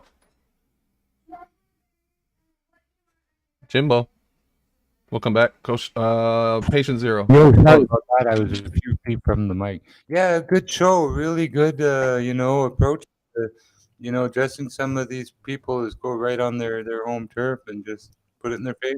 Stand up to them. Well done. Good job. Good show. Thanks, Jimbo. You too. Patient Zero. Hey, Brandon, quick question. When you're talking about the Venus stuff, has anyone brought up the video that was just presented today by a show channel called My Perspective. Has that been brought up? No, but was there something to do with the Venus issue? Oh, it's exactly what you guys are talking about. It's not a very big channel. The channel name is My Perspective. It's 2 words. And it's all about angles in the moon and how it's impossible on a globe, or the heliocentric model. But and yeah, shout out to Brian Leakey too. Great post yesterday or last night. I watched it this morning. So and good show, Brendan. Thanks, dude. Thanks, Aaron. All right, Pebble. Yeah, good show, and I am winning this game right now. Playing some Apex Legends, and I'm on the lead. Hell yeah, congratulations. You're winning a couple games today, Pebble. Good footage, man. Rakia. Essie. Yes, sir. Great show, bro.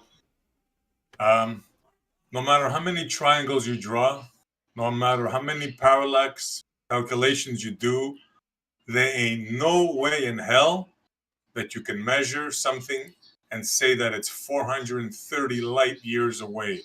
Ain't gonna happen. As far as the motion of the heavenly bodies, that has been known for thousands of years, 3, 4, or 5,000. So, that's it. What else is there to say? Peace out, everybody. Thanks, Essie. Bob Dole. No, Bob? Who was it I was going to come back to? Oh, I think we caught him. My final thoughts, then we'll go to Kosho and Nidhug. Good stuff. Appreciate the heliocentrists coming in. Really appreciate the panelists and their footage, especially Pebble in the Pond and Travis for their continued to provide us with firsthand observations to analyze. This is real science, looking at empirical evidence, trying to figure things out from the ground up, because the heliocentric model has a rotten base, and when you build on a rotten base, your whole house becomes rotten. Okay, and Kosho.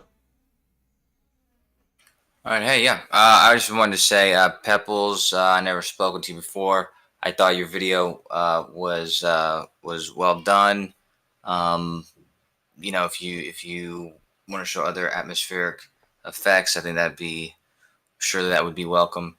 I would advise not to come to any conclusions about that being an explanation for any observations where that's not occurring, because that wouldn't make sense. It's not really consistent.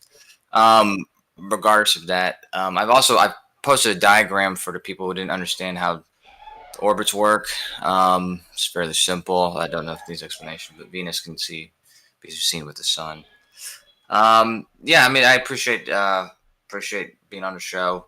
I'm sorry if I offended anybody, but I will say I was accused of being dishonest, and I feel like you guys are being dishonest. So I'm sorry if I called you out for that, but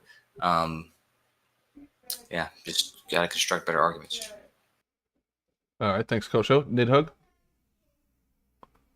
Hey, I just say, if you're honestly looking for the truth, then look up why the inner planets have phases like the moon and the outer planets don't, and just do a little research on that. You might surprise yourself with the reason why, and stay in school. Okay, thanks, Nidhug. Thanks, guys. I'll be back. I will record the after show. Might be interesting to continue that Venus discussion if anybody has any evidence that they can bring up while we're all on here, since the subject just came up. All right, be back. Okay, well, we came back with a vengeance tonight, huh? New logo, new attitude, I guess.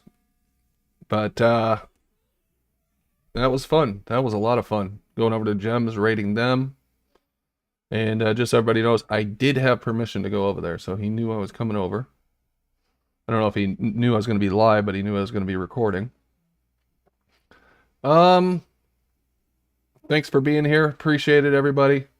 And we'll be back tomorrow, 10:05.